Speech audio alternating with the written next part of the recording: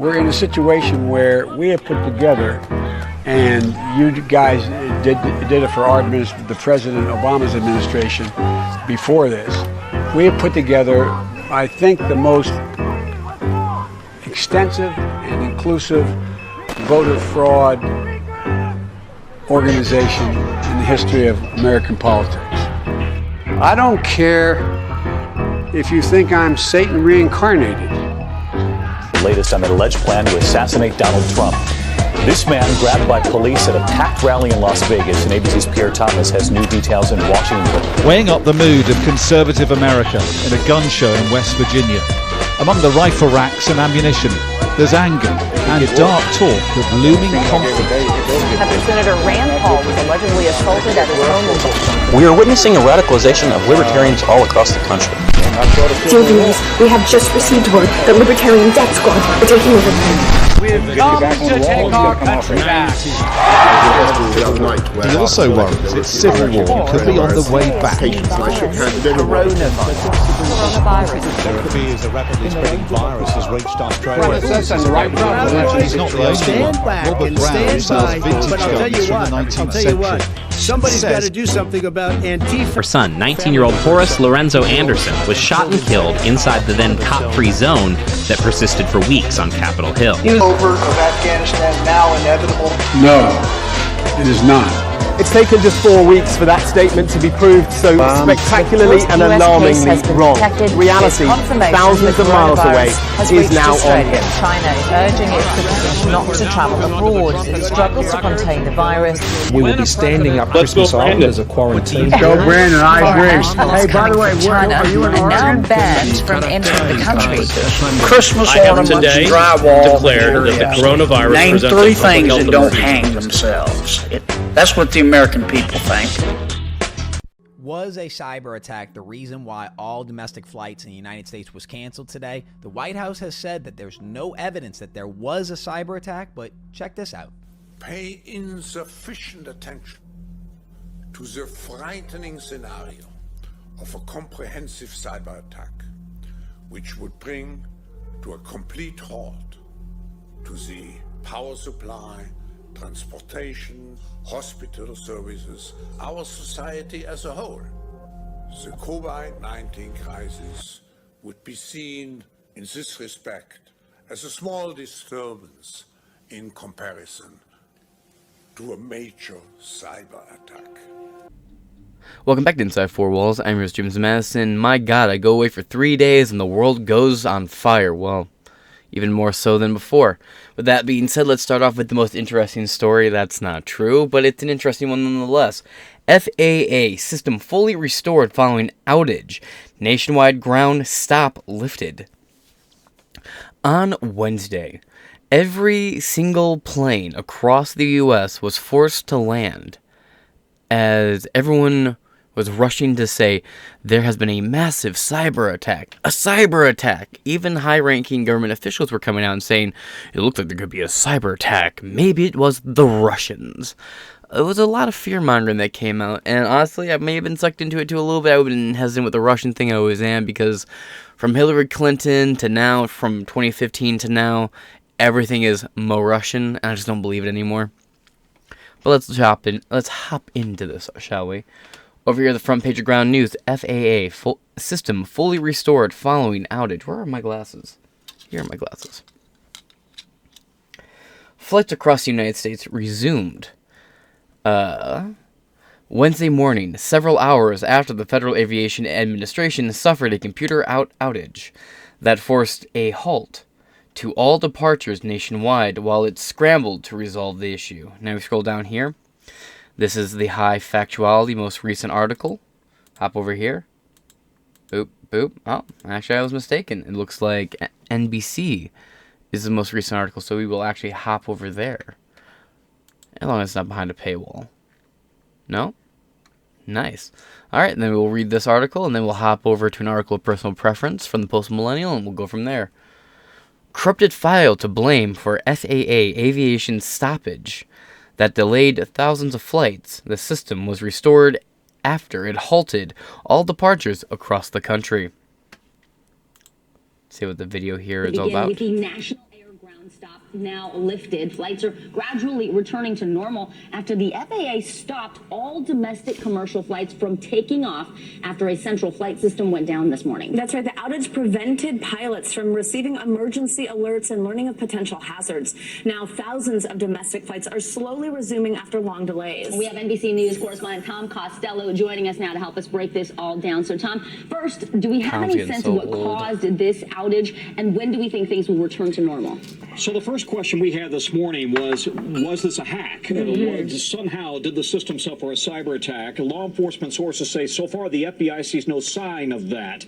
So we don't know why this computer system, this is called the NOTAM system, the Notice to Air Mission System. It provides pilots with information about the airports they're going to. Is there a runway closed? Is there construction equipment somewhere near the airport they need to know about? What about military airspace? That NOTAM computer went down, we think, in the 5 a.m. East Coast time hour. And then as it became evident that this was not working and planes could not take off, essentially the FAA hit the pause button on all commercial departures starting at 7 a.m. until 9 a.m. So then they lifted it. The system is back up and running. But they now need to do a full forensics analysis to determine why this computer went down, because the ripple effect will be significant throughout the day. Tom, I think people are probably waking up to this news this morning thinking something else that means that my trip isn't going to happen the way it was planned, whether it's weather, whether it's airline staffing, and now this, a full ground stop. How bad is this for airlines and airports, especially after all that mess we just experienced during the holidays? Well, it's not great, but listen, let's be clear. This is the slowest travel time of the year because we're done with the holidays and we haven't hit spring break. January is usually pretty slow. We have pretty good weather today, except out in California, snow coming into Denver. But for the most part, weather is not a problem. So this is not ideal under any circumstances, but it probably was the best time of the year for this to happen. And now they got to figure out what the problem is. Let's be clear. This is not the airline's fault, right? So if you as a passenger have had your flight delayed or canceled, some airlines are now waiving change fees, but they're not going to pay you to put you up in a hotel, and they're not going to reimburse you for your food because it's not their fault. It's the FAA's fault. It's an act of God. But the numbers are pretty significant. Right now, we're looking at 6,700 delays, cancellations right now, 1,000 in the United States. Let's take a look at the misery map really quickly. And as you would expect, it starts on the East Coast and rolls west because the East Coast is where it started. New York City, D.C., Miami, Charlotte, Atlanta, Chicago, and then rolling across to Denver and to L.A. and to San Francisco. But they've got their own problems out there with the weather. And then the look at Flight Radar 24, the look at all flights in the skies right now, and they are starting to pick up. But you cannot simply, release the floodgates and let every single plane go at once. This is going to take a while to bleed into the system, all of these planes and all these flights that were sitting on the ramp waiting for the go-ahead. And just for some context, Tom had said earlier, this isn't something that's happened since 9/11, where you see a full ground stop like this, so it's very rare. Yeah, and a huge impact. All right, NBC News correspondent Tom Costello, thank you so much. All right, moving on. Let me make sure I can turn this off. I'll just silence it and move forward. Okay, article is by Jay Blackman. Chantel De Silva, Ken Dillian, and Corky Simasco. What a quirky name. Alright. Flights across the U.S. resumed Wednesday morning, several hours after the Federal Aviation Administration suffered a computer outage that forced it to halt all departures nationwide while it scrambled to resolve the issue.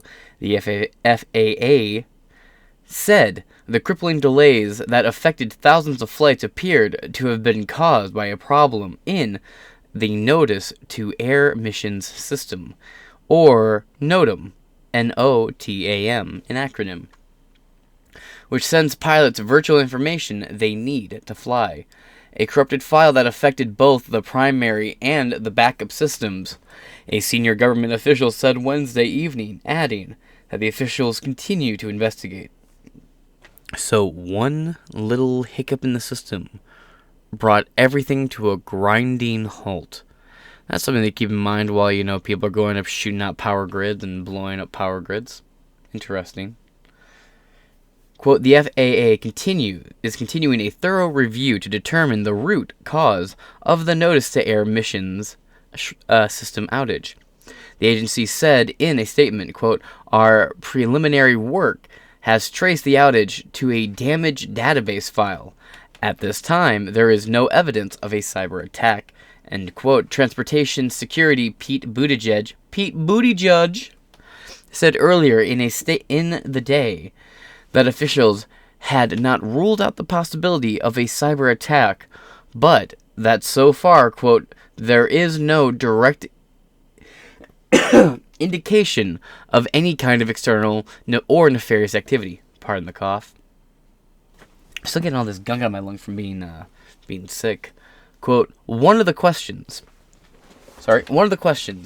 we need to look at right now, and one of the things I'm asking from the FAA is what's the state of the art in, let me restart that one. I'm asking from the FAA is what's the state of the art in this form of message traffic. This is kind of a clunky sentence.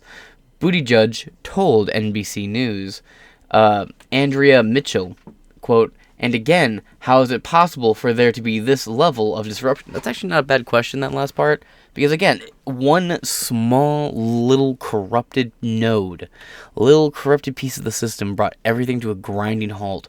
And this is going to have millions and millions and millions of dollars worth of implications, because that's a lot of airlines, there's a lot of tickets being reimbursed, there's a lot of people being delayed. This is a much bigger deal than it might seem on the surface. President Joe Biden ordered an investigation after he was briefed by Buttigieg. Senator Maria Cantwell, a Democrat from Washington, who heads the Commerce Committee, which oversees the FAA, said it, too, will look into the matter. Quote, "The number one priority is safety," Cantwell said in a statement, quote, "As the committee prepares for FAA reauthorization legislation, we will be looking into what caused this outage and how redundancy plays a role in preventing future outages. The public needs a resilient air transportation system." Got a little video here.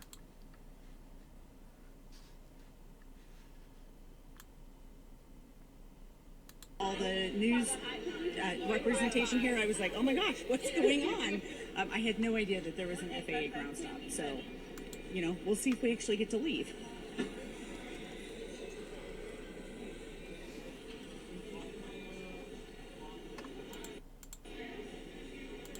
Is there any more interviews with people? You'll never see this many delays, ever. Unless it's weather inclement or something like that. But it ain't bad weather, so it shouldn't be this many delays.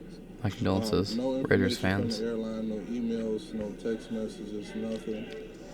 What I'm hoping is that we're not a part of the people that's grounded. Fingers crossed. We did try calling the airline this morning, and we weren't able to get through, probably because everybody was trying to call.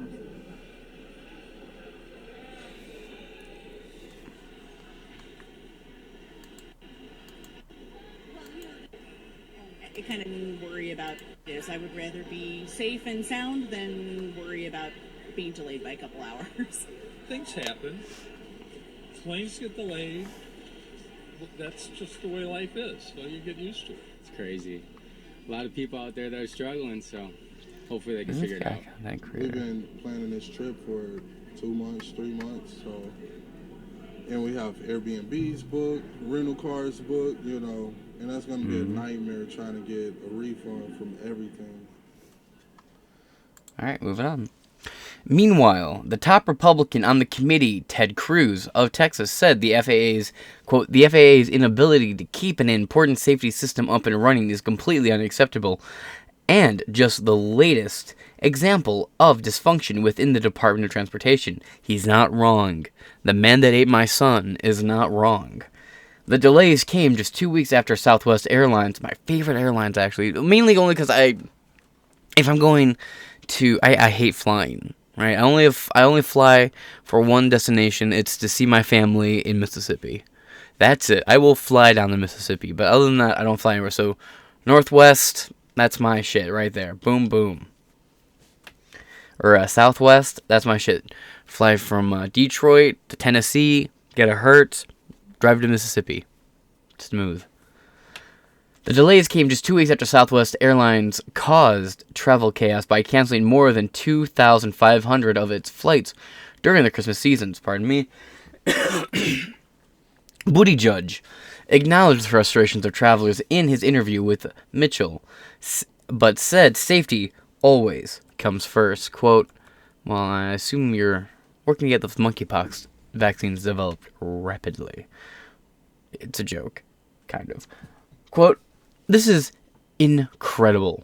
This is an incredibly complex system, Buttigieg said, quote, so glitches or complications happen all the time. All the time.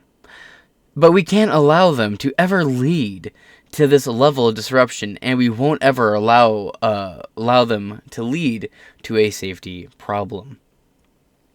All right. I'm just saying, man, if it's such a complicated system and glitches like this happen all the time, why is it the first time we're hearing of it? And again, I completely agree. Ted Cruz has said it. Buttigieg, the best of Buttigiegs, has said it too. This is a very embarrassing fucking mock failure right here. There's no reason that everything should be grounded because of one glitch in the system. That is ridiculous, and at a time like this, it shows a vulnerability that we just cannot afford to have our enemies be seen like this. The FAA lifted the ground stop around 8:50 a.m. The normal air traffic operations began resuming gradually, but by then, airports across the country were already crowded with frustrated travelers and a backlog of flights. Yeah, not the way you want to start your morning. As of noon, more than 7,300 flights within to and out of the U.S. had been delayed, according to the online flight tracker, FlightAware. More than 1,100 flights were listed as just being outright canceled. Passengers stuck at O'Hare International Airport. Oh, that one sucks. My least favorite airport is the Denver International Airport. I fucking hate that. I hate that fucking statue. If you guys have not seen the Denver Airport statue, oh my fucking god, I hate that goddamn thing. Why does it exist? It does not need to exist. You might go tear down statues, you can start with that fucking thing. Ugh. Creepy. Passengers stuck at O'Hare International Airport in Chicago greeted the latest air travel disruption with a collective shrug. I mean, you're in Chicago, it's not the worst thing that's going to happen to you. Quote, it's kind of what it is. It kind of is what it is. Teresa Zeikis said, quote, I would rather be safe and sound than worry about being delayed by a couple of hours. So that's who we just talked to. Just listen to. Traveler Martin Johnson echoed Zeikis. Quote, planes get delayed, Johansson said, as he is waiting with his wife, Barbara. Quote, that's just the way life is, so you get used to it. Any person whose flight was canceled is entitled to a full refund, Transportation Department guidelines say. Major domestic carriers like American Airlines, United Airlines, and Delta said they would waive the fees of travelers who want to rebook flights.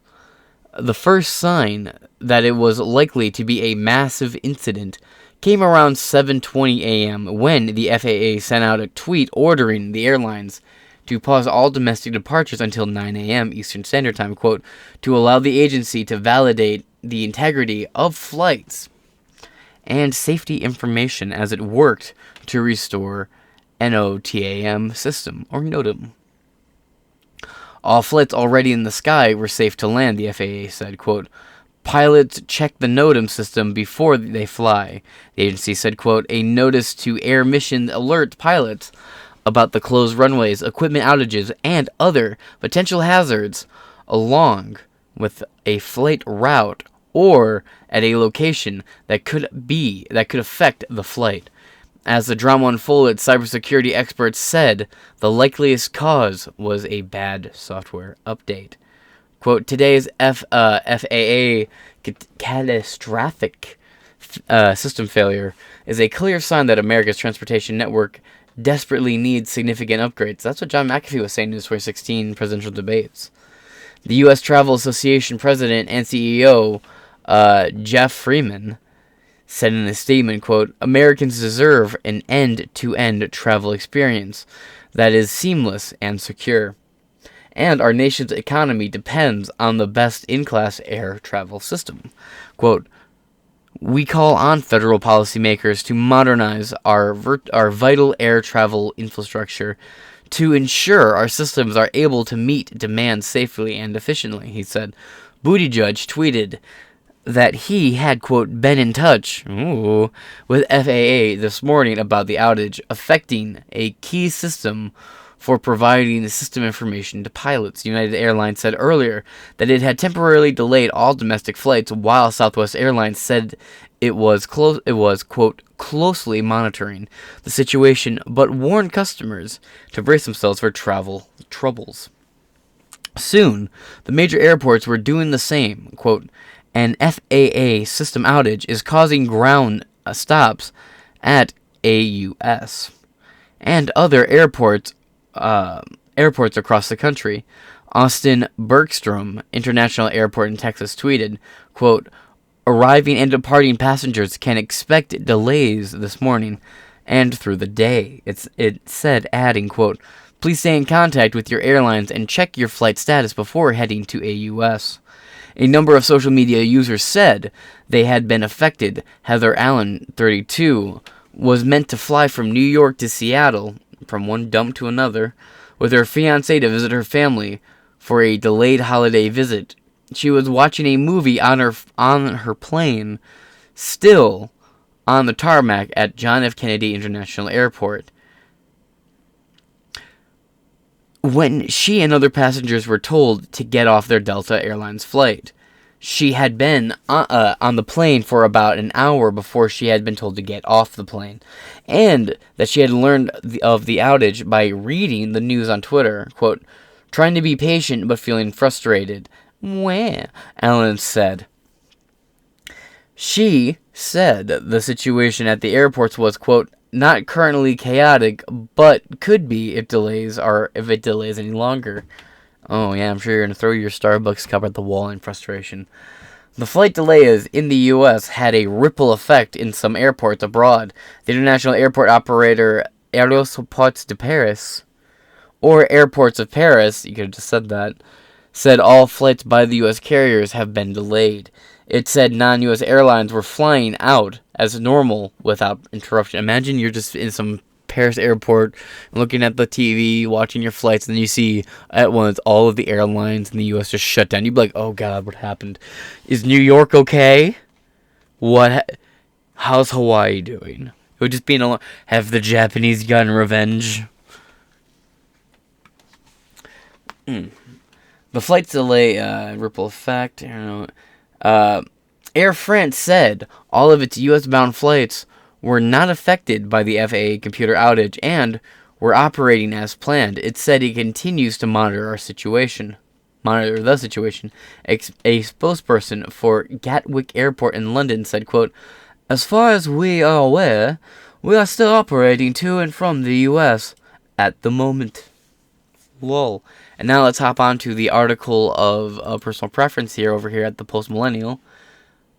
Biden admin claims FAA system failure shows no evidence of cyber attack. While travelers and airlines scrambled to get away, to get where they needed to be, and to figure out what was causing the system failure, the Biden administration provided no concrete answers. By Olivia Rodow? Let's see what's going on here.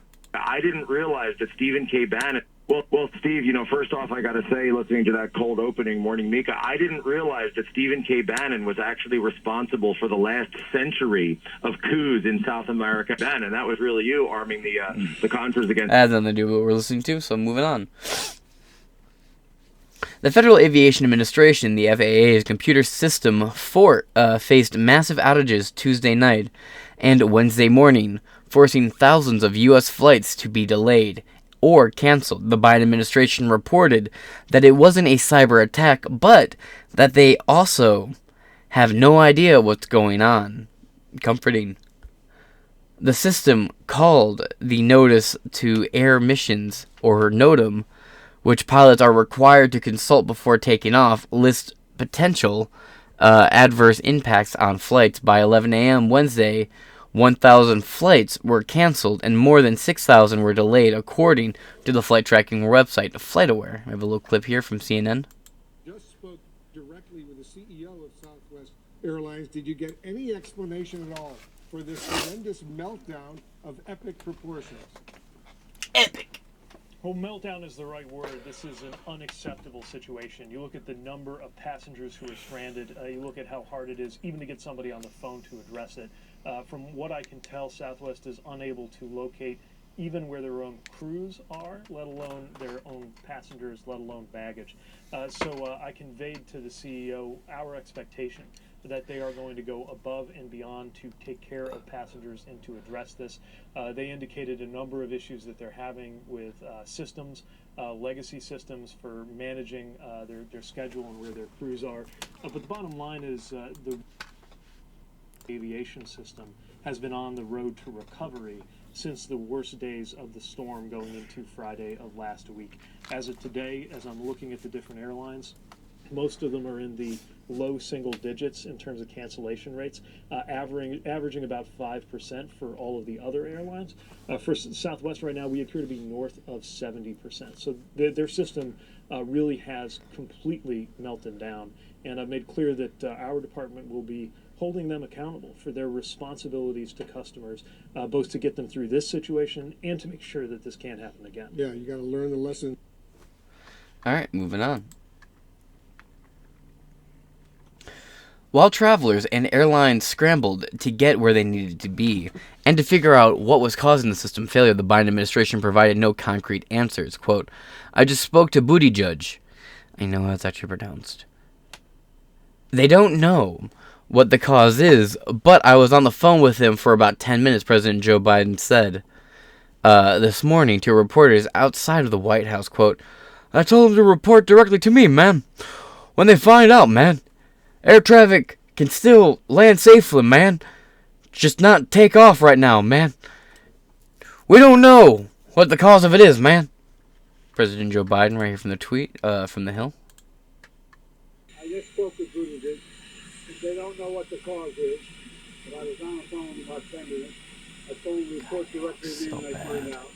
Aircraft can still land safely, just not take off right now. We don't know what the cause of it is. They expected it later in a couple hours. They'll have a good sense of the cause, and we'll respond at that time. We don't know. Okay, we'll find out. All right, not a bad public speaking from Biden. Moving on, White House Press Secretary Kathleen Jean-Pierre said that there is no evidence of a cyber attack at this point, but that a full investigation will be conducted. We have Pierre's Twitter right here. The president has been briefed by the Secretary of Transportation this morning on the FAA system outage. There is no evidence of a cyber attack at this point, but the president directed DOD, or the Department of Transportation, to conduct a full investigation into the causes of the FAA, provide regular updates. Go down, Secretary Pete Buttigieg. FAA has determined that the safety... Oh, that was gross, pardon me. The FAA has determined that the safety system affected by the overnight outage is fully restored, and the nationwide ground stop will lift effective immediately. I have directed an after action process to determine root causes and recommend next steps. Quote, you are the root cause, the Libertarian Party of New Hampshire replied, based. Quote, the after action process should start with your regulations, or with your resignation, my apologies. Grassroots group Tea Party Patriots chimed in. Commentator Charles R. Downs pointed out the similarities between the national flight cancellations happening under Buttigieg, who was the mayor of South Bend, Indiana, to when pizza chain Domino's stepped in to pay for pothole repairs in the town's public roads, and everybody threw a fit at them about it.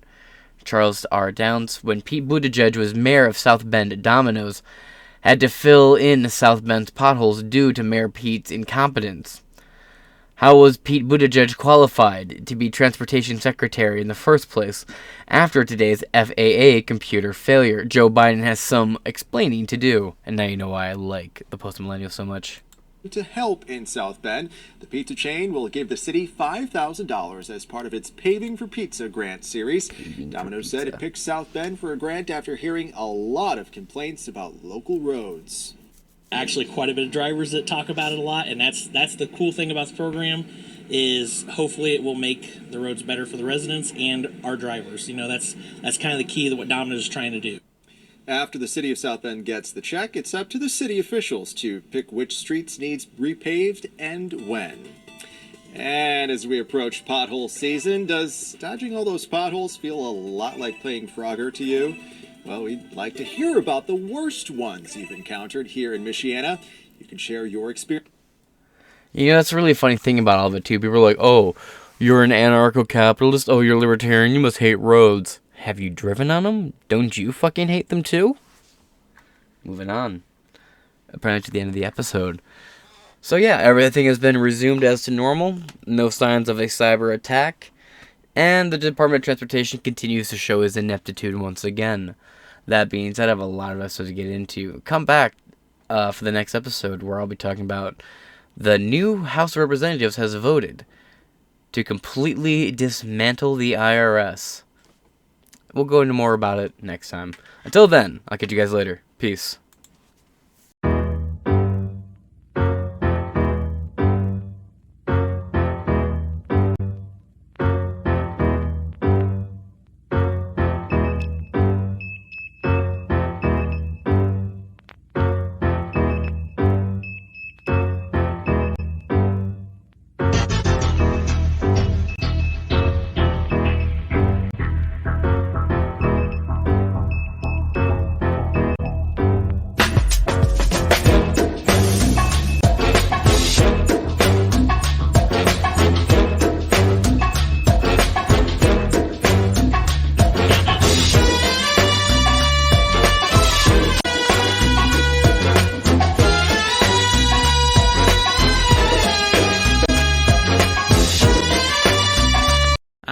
Mario, I have received a letter from the IRS.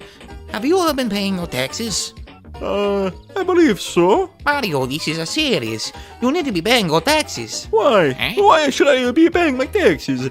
I am a Super Mario. I save the princess. I step on the Goomba. I know I pay my taxes. Mario, you have to pay your taxes. I know I have to pay my taxes. Mario, you have to pay your taxes. I mean, the income tax on all the gold coins over the last 40 years is going to bury you. Let them try, Luigi. Huh? Oh, Mario, is it a gun? You know my rights. Mario, you cannot shoot the IRS. It is not regulated. You cannot just shoot them. You must pay your taxes, Mario. Mario, please, listen to this. I'm here to collect your Mario! Oh, Mario! I shall not run. Welcome back to Inside Four Walls. I'm your host, James Maston, and things are getting a little bit interesting. Now, a lot of the trials and a lot of the votes you're going to see and a lot of the bills passed and a lot of the moves you see from the House of Representatives will be for display purposes only, but the fact is they're still showing that they're willing to do something. Now, they don't have Congress behind them, they don't have Senate behind them, and they don't have the President behind them. But the House of Representatives is still showing and flexing their muscles, which is a little bit more than I thought they actually would. Kevin McCarthy, since the last time we talked, has been sworn in. But Kevin McCarthy conceded so much ground to the Freedom Caucus that he's essentially owned by Matt Gaetz. And even though he surrendered everything in the world to the Freedom Caucus, Matt Gaetz still voted present and never voted for McCarthy. Amazing. But it wasn't only him, it was Boebert and a lot of other people still. But when he rang that gavel down at the end of his first day as Speaker of House, he said promises made, promises kept. So let's get into it. House GOP passes repeal of IRS funding, boosts as its first bill in the majority. House Republicans fulfilled a key campaign promise on Monday, passing legislation to rescind the bulk of IRS funding boost signed into law last year, making the first bill passed by GOP-controlled House in this Congress. This is done. This is a sealed deal. Those thousands and thousands and thousands of new IRS agents are not there anymore. They've been fucking kaput. And I think it's fair to say you should leave in the comments a little thank you to Matt Gaetz. So, let's scroll down and get into it. We have an article from the Tyler Paper. Not familiar with this outlet, but it's a high factuality, lean right, 1 day ago. Other ones from 2 days ago. Again, I was away for 2 days and a lot's happened. So let's talk about the first thing that's actually got accomplished with this new GOP-led, House of Representatives. So over here at Tyler Morning Telegraph. In first act, GOP-controlled House takes aim at IRS funding by Laura Weiss. GQ roll call. Let me zoom in a little bit so I have an easier time reading this because I'm blind as shit. Hold on. Published January 10th, 2023. Updated 22 hours ago. Oh, okay, so this was updated relatively recently. So, okay, let's move on. Washington. The new Republican-controlled House passed a bill to claw back $71.5 billion in funding for the IRS that was part of the Democrats' climate, tax, and healthcare reconciliation law passed last year. The party line 221 to 210 vote was the first legislative act of the new Congress, showing Republicans' interest in providing their opposition to Democrats. In proving their opposition to Democrats' effort to boost the tax code enforcement and crack down on tax avoidance. Now, this is going to make the Democrats defend the IRS, and that's going to be just fucking serendipity. So when you're talking to your little Democrat buddies and friends, hypothetical straw man talking to your straw man friends, you can ask them, why are you defending the IRS? And they'll say, well, I'm not. Well, every Democrat you're talking about right now voted for the IRS. Who knows? I bet AOC would go against this. AOC would probably vote alongside the GOP on this one. She was the only Democrat to vote against the omnibus spending bill. So AOC apparently will go rogue if it apparently enriches the state occasionally, apparently. Talk about a random wild card. Republicans' bill doesn't appear to have a path to becoming law, with Democrats still in control of the Senate and White House and supportive of the IRS. Senate Finance Chair Ron Wyden, a Democrat from Oregon, said in a statement Monday that the bill would aid, quote, wealthy tax cheats, and Senate Democrats, quote, will not entertain it. Yeah, but your entire party was funded by George Soros and up until very recently, FTX and Sam Bankman-Fried. So you want to talk about tax-dodging millionaires and billionaires? Maybe not. I mean, it seems like it's more of a political protection. Who's in power protects who's with them. So you have a Republican Party, Republican Party in power. The Republicans are going to protect other Republicans. You have a Democratic Party. Democrats are going to protect other Democrats. It's sort of just the lay of the land. But with deadlines coming later this year to address the debt limit and fund the government for the fiscal year of 2024, the issue could arise as GOP demands in negotiations. Yeah, who would have thought winning they won the House of Representatives by the thinnest of margins. Who would have thought that would have been such a good thing, because McCarthy could not win unless he had this little clutch group of people vote for him. And if it was a big red wave, Kevin McCarthy would have been sworn in that quick with no negotiations given. Wild. Republican Rep. Dan Bishop of North Carolina acknowledged that reality during an appearance on the Glenn Beck program, saying the bill is unlikely to clear the Senate, quote, unless you use Holm Rule to put something in a bigger appropriations bill. Bishop was referring to a provision in what the new rules package allowing amendments to spending bills, as Republicans could use fire could use to fire or cut pay to specific employees. Ooh, it's a nice little bit of leverage to have. Democrats' budget reconciliation law included almost $80 billion in mandatory funding for the IRS over the next decade. Democrats argued it would help force wealthy taxpayers to pay, we'll get into this, to pay what they owe. And it was part of a package to offset funding, to offset that funded clean energy and health care investment. Republicans' bill to rescind much of that funding would cost the federal government $114 billion over the next decade, according to the Congressional Budget Office. You want to keep saying that they're going after... the IRS is only going after the wealthy. They're only going after the billionaires who want to pay taxes. Interesting. We covered it when this article first came out, so we won't read through the whole thing. It will be in the description below, however. Ex-IRS whistleblower says middle class targeted under inflationary bill. We have a brief video here. We'll check this video out. I'm sure they'll do a pretty good job summing up for, what Fox News... Just for the record, Fox News and CNN are owned by, the same people, right? But moving on. IRS lawyer and whistleblower Bill Hank joins us now. Bill, we've been really looking forward to this interview for a while now. This weekend, I spoke with a lot of people, and there was definitely some gallows humor with regard to this. These aren't one percenters. They're just worried that the IRS is going to go after them and their normal lives. How bad will this get for the middle class? I think the best way to put it is the IRS will go after people with enough money to be targets, but not enough money to hire a Washington lobbyist. And the overall problem is that the IRS is simply not accountable, and the IRS is influenced by Washington lobbyists. And a central problem is the Inspector General, TIGTA.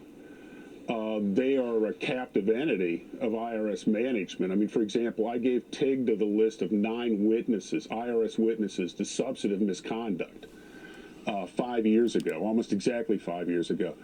And none of them have been contacted. And when I asked 5 of them directly if they had been contacted, they all laughed because it was preposterous that TIGTA would, contact, IRS witnesses to misconduct.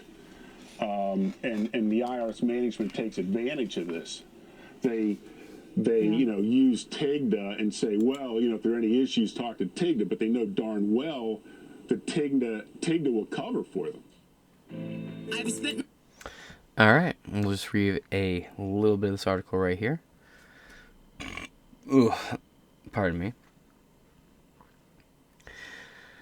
William Henk, a former Internal Revenue Service lawyer who was forced out by making allegations of internal malfeasance, said the government will target middle-class income Americans with new audits under Inflation Reduction Act. Hennick, who worked for the IRS for 30 years until departing in 2017, slammed the IRS and others who have argued additional funding would only result in an increased audit for billionaires and corporations. The Inflation Reduction Act, which President Joe Biden signed into law, would nearly double the IRS's budget, appropriating an additional $79 billion to the agency over the next decade. Quote, the idea that they're going to open things up and only go after these big billionaires and large corporations is quite frankly bullshit, Hennick told Fox News Business in an interview. Quote, it's not going to happen. They're going to give themselves bonuses and promotions and really nice conferences. Quote, the big corporations and the billionaires are probably sitting back laughing right now, he continued. Hennick added that he thought it was, quote, insane to double the agency's budget. He said the IRS will target businesses who don't have enough money to hire Washington lobbyists. I'm just against defunding the government, regardless of the branch or division of government. But let's get back into the article here. Democrats' budget reconciliation law included almost $80 billion in mandatory funding for the IRS. Read that part. Republicans' bill to rescind much of that funding would cost the federal government $114 billion over the next decade, according to the Congressional Budget Office. Treasury Secretary Janet L. Yellen directed the IRS not to use any of the money to increase audits of households or small businesses making under $400,000 per year, after President Joe Biden pledged not to raise taxes on people with income below that threshold. That didn't really work out because taxes have been on the rise unilaterally across the board. So, much like Walker Bush before him, read my lips. Bullshit. House Republicans' legislation would allow wealthy and corporate tax evaders to continue avoiding tax owed, increasing the burden on honest, hardworking families who pay their taxes with every paycheck, a Treasury spokesperson said in a statement, citing a plunge in IRS audits of millionaires over the last decade and the need for funding to narrow the gap between taxes owed and paid to the federal government. In a separate statement of administration policy, the White House said Biden would veto the bill if it somehow made it to his desk. Republicans have decried Democrats' IRS funding, saying it would still lead to more enforcement against everyday Americans and small businesses. House Ways and Means Committee member Adrian Smith of Nebraska introduced Republicans' bill last Congress. He said in a statement at the time that the IRS had lost touch with its mission of serving the taxpayers. Quote, American families don't need more audits and red tape, and this bill will help ensure hardworking taxpayers receive satisfactory customer service without having to fear a supercharged IRS, Smith said. Just make taxation theft again. I have a hat for it. When asked whether rescinding much of the $80 billion could be a GOP demand in fiscal negotiations this year, Smith said constituents are frustrated with IRS operations, so Republicans need to be diligent in our efforts to bring about positive change to the IRS. The legislation would leave in place almost $3.2 billion for taxpayer services and over $4.7 billion for modernization of the IRS dated systems and technology. Both are typically accounts with bipartisan backing and help. Move this a little bit closer here. Okay, modernizing systems and technology. Both are typically accounts with bipartisan backing and help fund initiatives to improve customer service. The bill would rescind unobligated balances, including $45.6 billion devoted to enforcement and $25.3 billion for operations support and other smaller targets, including the following. Point 1.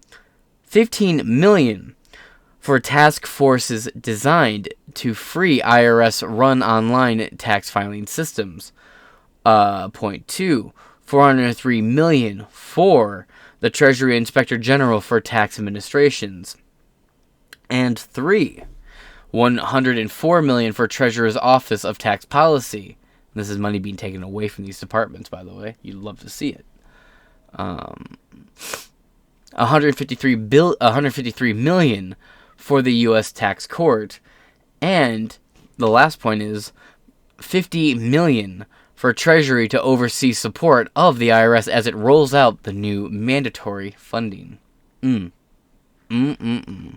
that is the end of this article from the Tyler Morning Telegraph, article by Lauren Weiss of GQ. Roll call. Now we're going to hop over here to the Post Millennial.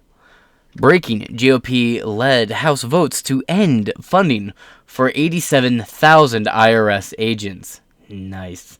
During his opening remarks, Speaker McCarthy pledged that the first bill brought to the chamber would be to repeal the funding for the 87,000 IRS agents. But from the Post Millennial, article is by... I don't see a name. Article just appears to be by the Post Millennial. Now... their homes. This was a serious terrorist organization. That has nothing to do with what I'm talking about, so let's move on. House of Representatives fulfilled Speaker Kevin McCarthy's promise to prevent the Internal Revenue Service from hiring 87,000 new agents and conducting new audits on Americans by voting to rescind over $70 billion in funding. to the agency Monday night. The Family and Small Business Taxpayer Protection Act, sponsored by Rep. Adrian Smith, a Republican from Nebraska, we just talked about him, and Rep. Michael Steele, a Republican from California. Michael Steele is actually kind of cool. Passed by a vote of 221 to 210 and rescinds funding that could have been used to double the agency's current size as well as conduct new audits on Americans. The bill rollbacks billions of dollars in funding for the IRS that was approved in the last year's Inflation Reduction Act. However, the legislation does leave in place funding for customer service and improvements to IT services. Is this related to what we're talking about? Okay, that's a full to our program. I'm just going to move on. From Steve Scalise, breaking. House just voted to repeal funding for Biden's 87,000 new IRS agents. Every Democrat voted no. Tells you all you need to know. It really fucking does. The Inflation Reduction Act designated $80 billion to the agency over 10 years. Over half of the funds were intended to crack down on tax evasion, and tax funds would have gone towards filing 87,000 positions, filling 87,000 positions at the IRS. Breaking House Republicans just passed a bill to repeal Joe Biden's 87,000 new IRS agents. The IRS audits the poor 5 times the rate of the rich. Absolutely true. On Monday, the Congressional Budget Office scored the bill and said the legislation would increase the debt by $114 billion over a decade. Smith's office said to Fox News regarding the score, quote, Congressional Democrats and the Biden administration have made it clear that up to 90% of the new audits will target middle-class families and small businesses. This score again demonstrates the extent to which they are plundering the working-class Americans in order to hand billions of dollars out to profitable businesses, buy electric trucks for their fleet, fuel for their airlines, and install large-scale wind and solar across American landscapes, because that's really working out for Texas. Kevin McCarthy, right here from the Post Millennials, tweet, I know the night is late, but when we come back, our very first bill will be to repeal the funding for the 87,000 new IRS agents. Let's watch right here. I know the night is late, but when we come back, our very first bill will repeal the funding for 87,000 new IRS. Promises made, promises kept, boy.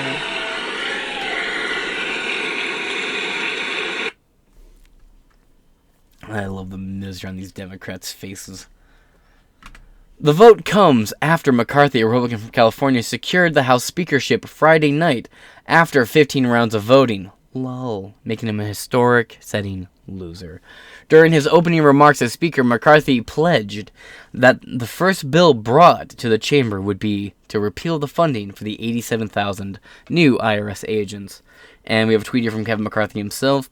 House Republicans just voted unanimously to repeal the Democrats' army of 87,000 IRS agents. This was our first act in the new Congress because government should work for you, not against you. Promises made, promises kept.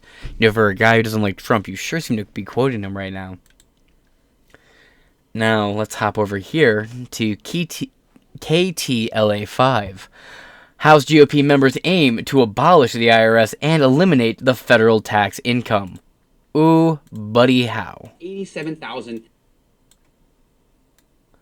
This is a local affiliate. I'm not exactly sure. With Kevin McCarthy making history and becoming the Speaker of the House after 15 drama-fueled voting sessions, he stated his first act as Speaker is to eliminate the additional funding passed with the Inflation Act to hire an additional 87,000 IRS agents whom critics argue will go after small businesses and everyday people who fail to properly report their income. So people aren't really behind that. Instead, House Republicans are introducing a bill titled the Fair Tax Act, which aims to completely abolish the IRS and replace the federal income tax scheme as we know it with a national consumption tax. The bill is extremely unlikely to pass through Congress. However, A boy can dream. A national consumption tax is essentially when you go buy stuff. And so instead of spending 10% tax like we experience here in California when you buy that new Mac or that iPad or those Beats Pro, whatever the heck, that tax will likely be a little higher, but you won't have a federal income tax. So it's something. Let's move on. After Kevin McCarthy's historic and continuous election and contentious election as Speaker of the House, he announced that his first order of business is to reverse funding allocated for President Joe Biden's inflation relief bill that introduced the hiring of 87,000 new IRS agents. The bill, whoa, ooh, sorry.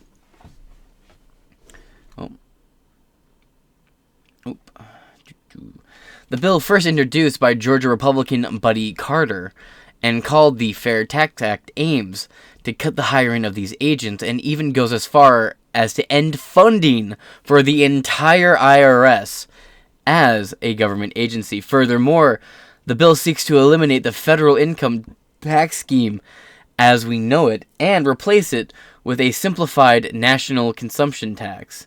Instead of adding 87,000 new IRS agents to weaponize the IRS against small business owners and middle-class Americans, the bill will eliminate the need for the department entirely by simplifying the tax code with provisions that work for the American people and encourage the growth and innovation. Rep. Carter said in a press release obtained by Fox News. I don't know why I said 5, my bad. The bill has significant hurdles to overcome to becoming law, and is unlikely to pass both houses and Congress. Now, here's the thing. I'm just happy to see it. And now we're going to end on one of my favorite punching bags of a news outlet. Fox News. Oops. Ah, silence. Just for the last article, and a little bit of a victory lap. Why not? Biden adamantly opposes GOP bill to abolish the IRS, eliminate income tax, and says burden will fall on middle class. Yeah, because without an IRS, we're so hindered. House to vote on Georgia Rep. Buddy Carter's reintroduction Fair Tax Act. I have a little bit of video here. Let's see what this is. I want to start by wishing you all a very Merry Christmas, but a Christmas tree bill just passed on Capitol Hill was hardly a festive occasion. The media scrambled to keep up with this nearly $2 trillion measure that the Wall Street Journal called the ugliest omnibus bill ever. 4,000 plus pages that most members never had time to read, while MSNBC said Democrats should be ashamed for not fighting harder for COVID relief. Journalists dutifully reported that without action, the U.S. government would have defaulted. So Mitch McConnell and Chuck Schumer joined in embracing this behemoth. Politico and others kept updating what was in, what was out. There were even opposing amendments on border security that just canceled each other out. Democrats replaced a 19th century law with one spelling out that a vice president has no power to block electoral votes, as Donald Trump pressured Mike Pence to do. Some Republicans wanted to ban Chinese-owned TikTok on national security grounds, but had to settle for borrowing it on government devices. There was $45 billion for Ukraine, more than President Biden had asked for, and all flavors of pork, like a bailout for Maine's lobster business, not to mention extra security for former House speakers after that horrible attack on Nancy Pelosi's husband. It's been an absolute blur as journalists try to keep up with this ever-changing monstrosity, and lawmakers just wanted to race home for Christmas. I'm Howard Kurtz, and this is Media Buzz. Okay. Ahead, is Elon Musk really giving up his job as Twitter's chief executive? And the incredibly feels, in a sense, like the least of Trump's worries, but we're going to focus on it anyway. Joining us now to analyze the coverage. Yeah, I'm just moving on. I was hoping we'd have something to say about what we were covering, but I guess not. Exclusive. President Joe Biden, quote, adamantly opposes a Republican bill that the House of Representatives plans to vote on that would abolish the Internal Revenue Service and eliminate the national income tax. And he warns that the bill would end up raising taxes on the middle class. The House is set to vote on Georgia Republican Rep. Buddy Carter's Reintroduction Fair Tax Act, which aims to reel in the IRS and remove the national income tax and other taxes, and replace them with a single consumption tax. So a blanket flat tax on every single item. Versus a gross government agency which at the whim raises and lowers tax rates. Yeah, I'm not really seeing where the downside here is, but okay. Leave a complaint in the comment below. But the White House is warning that the legislation would, quote, overwhelmingly shift the federal tax burden onto the American middle class and working people, while simultaneously causing prices to spike up across the board. No, you keep the prices where they are and you allow branches of the government to shut down. President Biden adamantly opposes the House Republicans' plan to force an unprecedented tax hike onto the American middle class families in exchange for yet more tax welfare for the rich and big corporations. White House Deputy Press Secretary Andrew Bates told Fox News Digital on Wednesday, quote, the president's top priority is to make more progress cutting costs for the American people, who broadly support its effort to have a multinational corporation and the richest taxpayers pay their fair share, Bates said. Weird to say while you're completely owned by them. The White House cited former President George W. Bush's panel, I fucking hate that guy, on federal tax reform, which funded the lower and middle tax income families, quote, would be especially hard hit by standalone retail sales. Standalone retail sales tax. The White House said that the, quote, theme of tax handouts to the wealthy on the backs of the middle class is fast becoming a theme for the new Congress. A theme that the White House said voters rejected in the midterm elections. Quote, we need to fight inflation together and stand up for working families, not worsen inflation and then raise taxes on everyone but the top as a result of backroom deals, Bates told Fox News.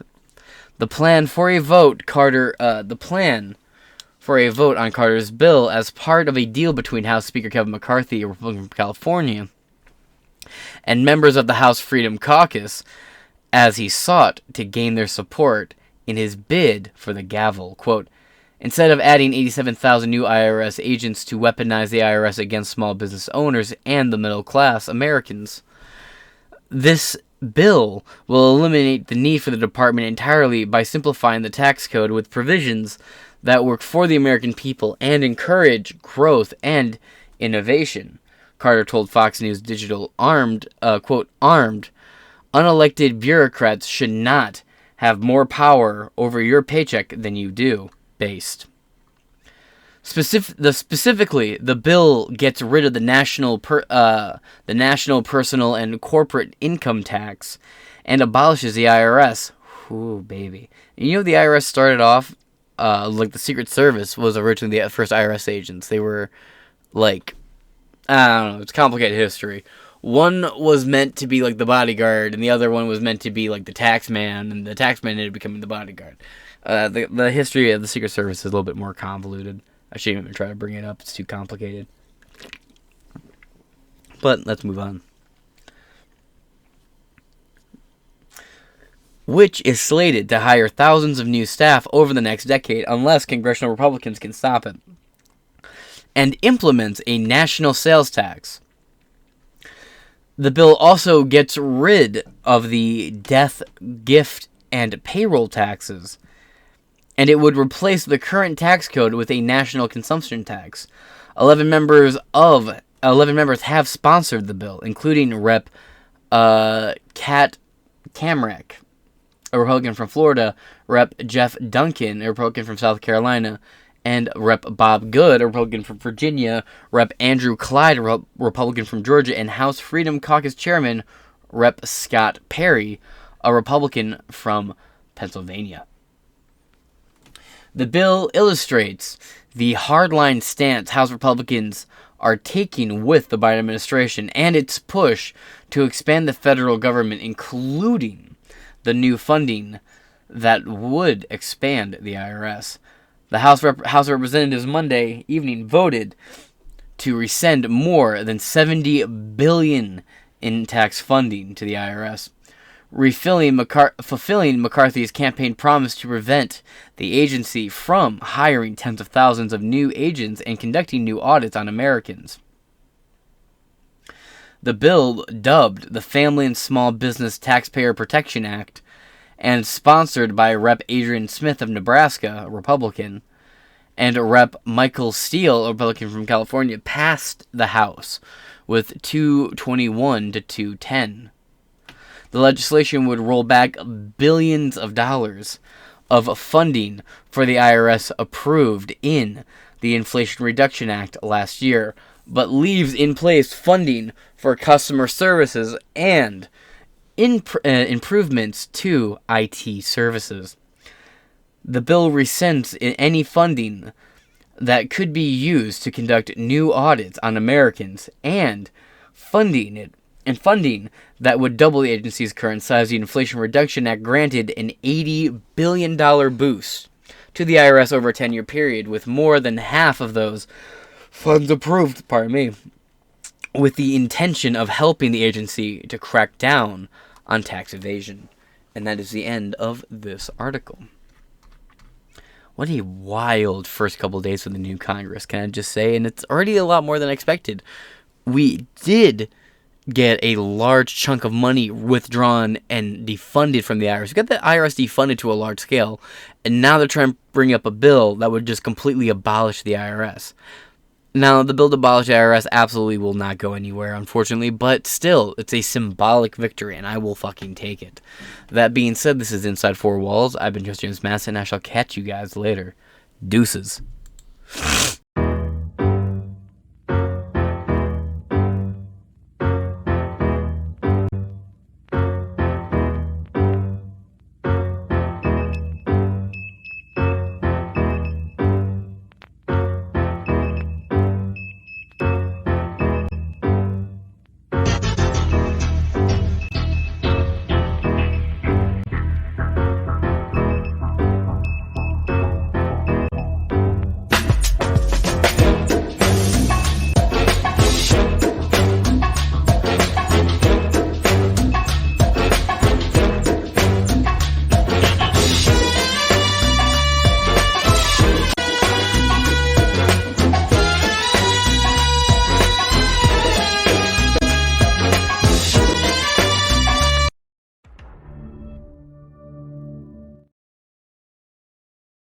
I don't have access to classified information anymore. I don't get briefed every morning by the agency, as I did for 8 years.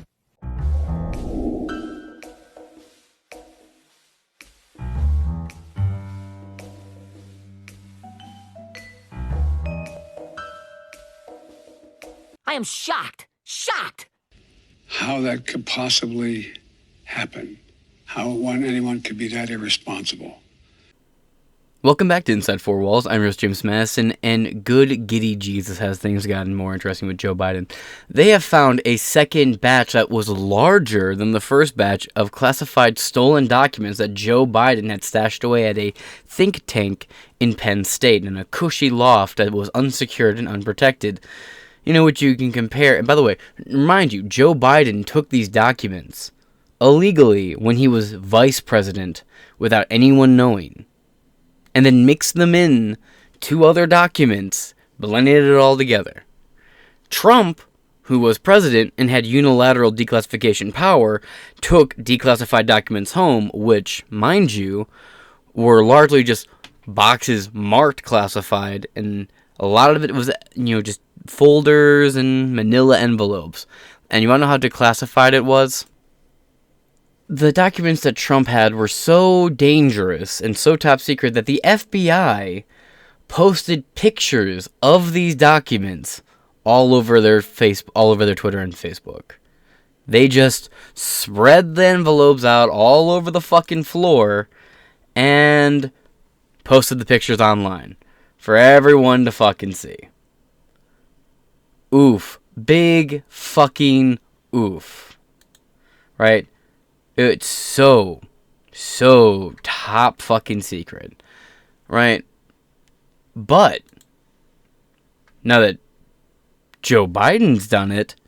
Mum's the word and no pictures come forth, but we know that there's new documents.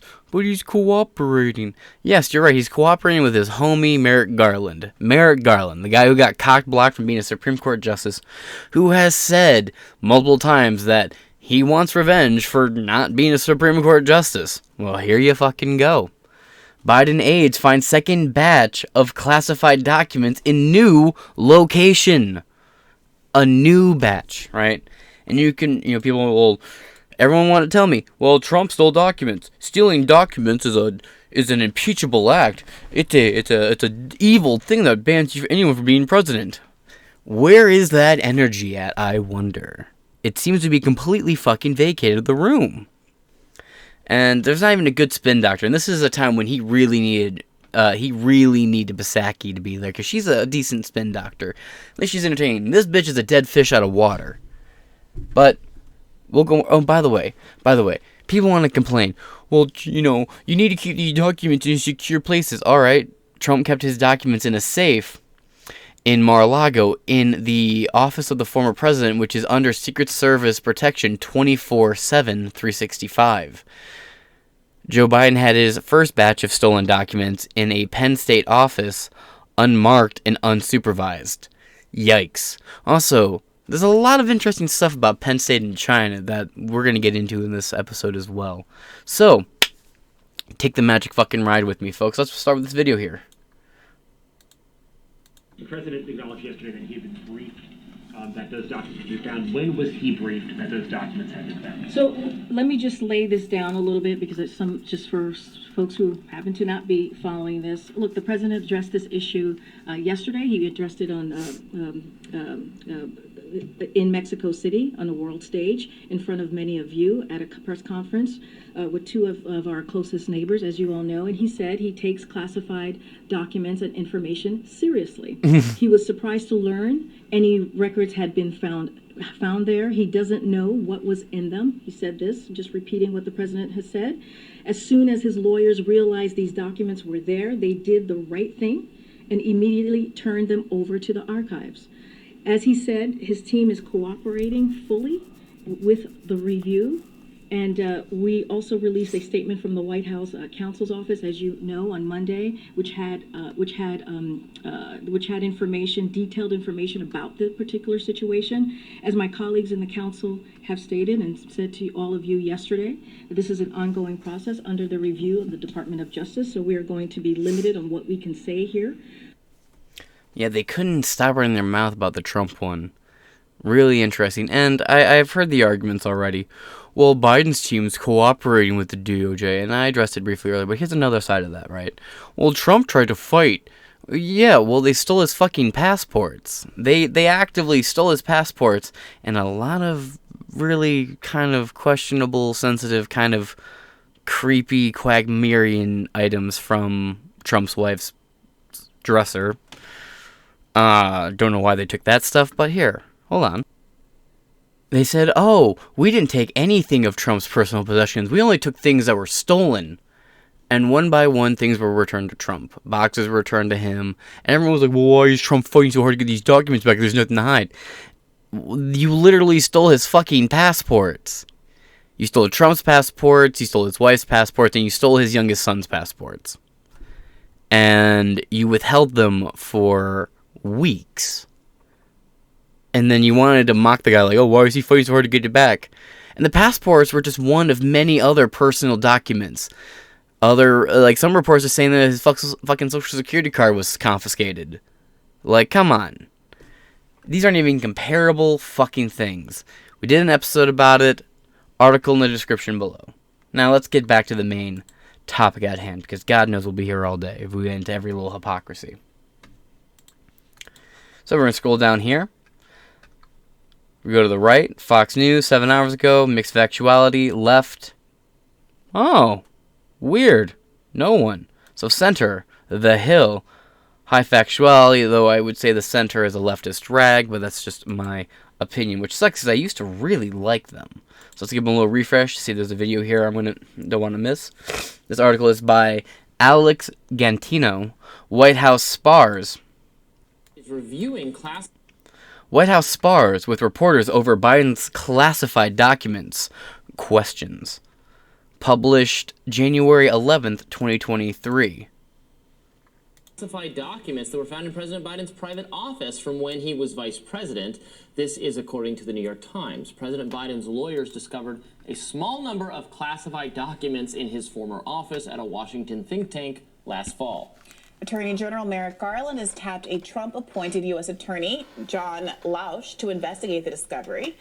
And for obvious reasons, there have been a lot of comparisons made between what's going on with Joe Biden and these documents. Has the deep state now set its sights on Joe Biden? Well, do you think this is fair? Obviously, there's a bit of a I told you so vibe coming out of certain quarters of the right wing. People that are Democrats are pushing back, saying this is a very different case, that, you know, there were months, over a year actually, between when there were first requests for Donald Trump to return his documents, and the fact that he was not complying is what ultimately resulted in the raid, that the volume of documents was much larger. I think there are 10 documents at issue in the Biden case versus 13,000 total, 103 classified, and 18 top secret documents that Donald Trump had. And also there were all of these stories that had been reported about Donald Trump destroying documents, and that's where the sense of urgency perhaps came from, none of which so far has been the case in the Biden scenario. So what do you think about these two? I mean, to be honest, they seem like pretty different situations based on the fact that Biden's people found these documents and then said, we have them, how can we return them to you? Where in the other case, they're like, hey, can you give us back those documents? And the Trump people said, no, fight me. So it's a very different story. Like, I'm sure there are some people on the right who are like, aha, Biden did. Well, if Trump can be arrested and imprisoned for this, why aren't they going to come from Biden? It just seems a very, very different, because again, he's giving them back, which is what they wanted Trump to do. For sure. Honestly, what it will probably show is that Trump could have avoided a lot of legal headaches for himself by just giving back the documents, which again, as I said at the time, it does. Then people on the other side are, went over their skis a little bit with this, saying, "Oh, the nuclear secrets were just anyone could have walked through Mar-a-Lago and gotten our most valuable secrets." It's a love letter to North Korea and all. They did. In all reality, they're probably not very important documents. It's probably fine that he has them, but also he was supposed to give them back, and he can't. You're right that he can declassify documents. But he has to actually do the process of declassifying. Right. He can't just wave your hand. That said, it doesn't. No one has presented. We'll get into this. To my understanding, every single one of those documents was in fact declassified, and to my understanding, they've all been returned to Mar-a-Lago. Could be mistaken on that. I'm fully willing to be fact-checked. This is 8 minutes long, though. Presented evidence to me that it's like such a big deal that there should be charges or any kind of national security implications in the Trump case. Yeah. So. Yeah, I will say this. The joyous overreach from the MSNBC crowd about what might be in the Trump documents. I mean, segment after segment of just pure speculation about what possibly this could be in there that would damn Trump once and for all, with big, cheesy Cheshire cat grins on everybody's faces. That basically starts to open the door to people making more of the Joe Biden situation than it was. And I think that sometimes Democrats have to really realize not to overextend their arguments, because inevitably people make these kinds of mistakes. But they can't help themselves on the Trump maybe going to jail front, on the we're gonna get him this time. Oh, this is the thing. Like they're so. It's sad. They're so strung along by Mueller time type thinking. Yeah. For sure, and it undermines their credibility with other more substantive arguments. I mean, I'm someone who was largely, I didn't follow the 1-6 commissions and the reports and the hearings as closely as most, I'm not a Democrat, but that a lot of Democrats did, especially Democrats that are in the business, as it were. And the emphasis on the 1-6 insurrection, like the actual day at the Capitol, I think has detracted from, and Jen Briney of Congressional Dish podcast, who reads all the hearing reports and reads all of the congressional filings, did a good deep dive on this. It has obscured the bigger story about the election interference, the efforts at election interference that preceded the events at the Capitol. So, Donald Trump making calls to secretaries of state and trying to get them not to certify the slate of electors and trying to put together fake slates of electors, doing those kinds of actually legal activity. We'll see if he actually gets, if those charges stick. But that is such a bigger story. But anybody trying to tell that story has their credibility meaningfully undermined by making such a big deal of things like returning documents and pretending like an FBI raid, was it warranted? Was it necessary? I'm not sure. There are experts that will speak to that. But all the pomp and circumstance around events like that really takes away from these more important legal claims that are being put together by folks who have much less a sensationalist background. Well, meanwhile, Morning Joe host Joe Scarborough did a lengthy comedy bit mocking comparisons between Biden's classified documents and dude, come on. Been here for a while. That's about as long as I'm going to sit here and listen. Well, all in all, I mean, I'll give both of them like a 6.2 out of 10. There we go. Let's move on. The White House on Wednesday sparred with reports over questions surrounding classified documents found in former private office belonging to President Biden. The White House press secretary Karine Jean-Pierre, in the first press briefing since the discovery of the documents became public on Monday, avoided answering questions on why the administration didn't move to inform the public sooner when the attorneys for Biden made the discovery on November 2nd, just 6 days ahead of a crucial midterm elections. Well, I think in your question lies your answer. Quote, "It's under review.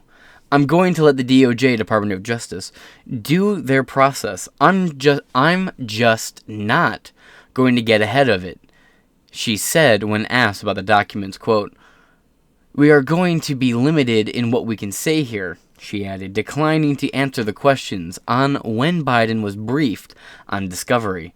CBS Ed O'Keefe got into a back and forth with Jean-Pierre over whether the timing of the midterm elections had anything to do with the White House keeping the discovery from being made public. CBS News was first to break the news of the discovery. Quote, "As I am talking to you, it is under review," Jean-Pierre said. O'Keefe pushed back, asking again why the documents weren't disclosed at the time of their discovery. Quote, "I'm going to leave you..." Let me turn this brightness down a little bit.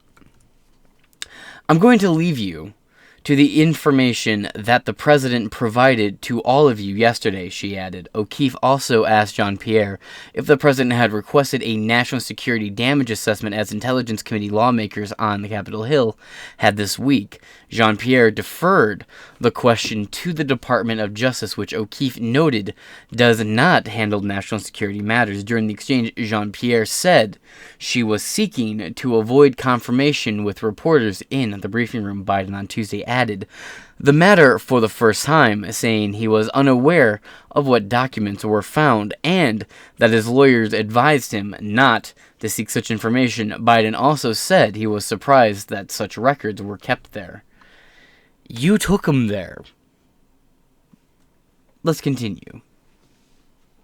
The White House says it is cooperating with the Justice Department regarding the review of the documents which were found in the University of Pennsylvania office in Washington that belonged to Biden between his time as vice president and his 2020 presidential campaign, meaning he took these classified documents when he was vice president.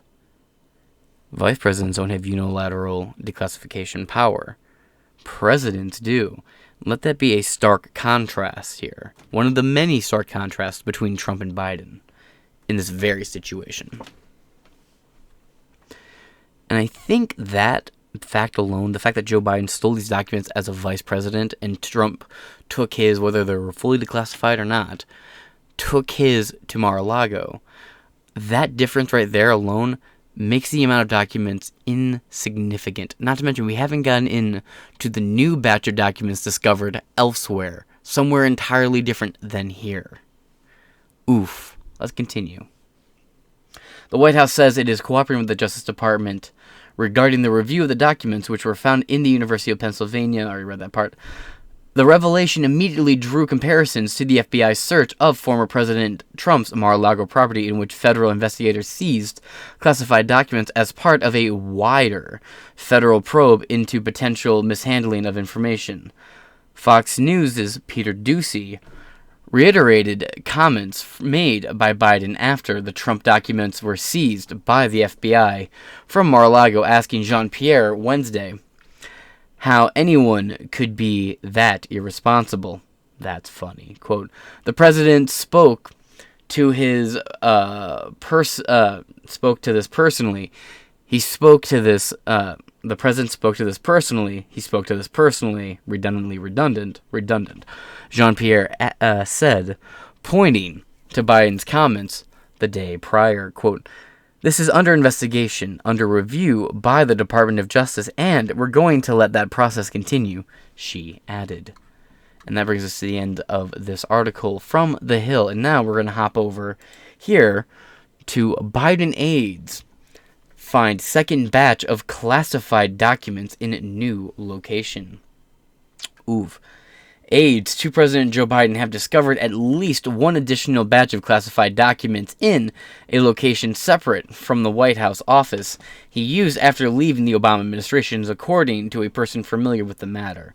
Hopping over here to the Post-Millennial for an article from, well, it's still January 11th as of the time recording. It's 11:26 p.m.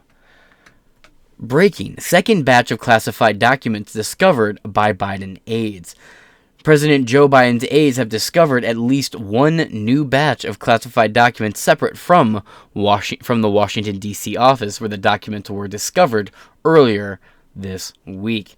Article is by Roberto Wickerell Cruz. Let's see. Anything to do with the article? In full detail. We ran an entire special on it with Matt Tierman over a month ago. We're now getting you in the latest. So Matt was wondering, the last time we spoke with him, will Brazil? No. Okay. President Joe Biden's aides have discovered at least one new batch of classified documents separate from the Washington, D.C. office where documents were discovered earlier this week. A source close to the matter said that the aides have been searching for any additional classified documents since the first batch of documents were discovered in November, prior to the midterm elections. NBC reports the source spoke on condition of anonymity. CBS News first reported that classified documents were found in an office Biden used during his vice presidency. Is this video here? The now famous Twitter files have proven beyond all doubt that the corrupt officials at the FBI have been coordinating a massive censorship, surveillance, and propaganda campaign against the American people, and frankly, against me. In the most recent and notorious example, the FBI worked to stop the truth from being told about the Biden family's criminality. They worked so hard to stop it from coming out, and the corruption prior to the 2020 election. They didn't want any bad information to come out about the Biden family. The fix was in. The election was rigged, but the censorship of the laptop from hell is only the beginning of the story about the weaponization of government against free speech. We must have free speech in our country. We must have a fair and free press. As recent reporting shows, the FBI and other rogue agencies have been... Yeah, Trump, but you can't say you want... you can't say you respect and want a fair and free press when you also have quotes like this. I'm just going to play this clip real quick for you, just so you have context to what I'm talking about. Easily made public. You know, in this country, they leak all over the place, even on the Supreme Court. By the way, you have to find the leaker of the Supreme Court. You have to find the leaker. You know how you find the leaker? They'll say, oh, this is treasonous, what I said. So they can't find the leaker. He leaked all about Roe v. Wade. Like, this person leaked from the Supreme Court, never happened. You know how you find? But they don't want to mention this because they think it's so terrible. You take the writer... because you're never going to find it. They're going through phone records. It's been a long time. You take the writer and or the publisher of the paper, a certain paper that you know, and you say, who is the leaker? National Security. And they say, we're not going to tell you. They say, that's okay, you're going to jail. And when this person realizes that he is going to be the bride of another prisoner very shortly, he will say, I'd very much like to tell you exactly who that leaker. It was Bill Jones. I swear he's a leaker. And we got him. But they don't want to do that. They don't want to do that. But that's the only way you're going to find. We have to find. Can you imagine they leak? Yeah, the only reason why you think that's the only way you can find that is because you know exactly how weak the FBI is. But Trump can't sit here on a pedestal and say, oh, well, the free press, and then have clips out there where he threatens to imprison journalists who refuse to burn their sources because as a journalist, that is one of your core codes of conduct. At your very center is you do not burn your source. So I'm going to respectfully tell Trump to shove that one right up his tangerine ass. Country, we must have a fair and free press. As recent reporting shows, the other rogue agencies have been systematic. We must have free speech in our country. We must have a fair and free press. As recent reporting shows, the FBI and other rogue agencies have been systematically colluding with former national security officials placed in high positions at Twitter and very likely other companies to advance their censorship regime, which is really, in this case, to steal an election.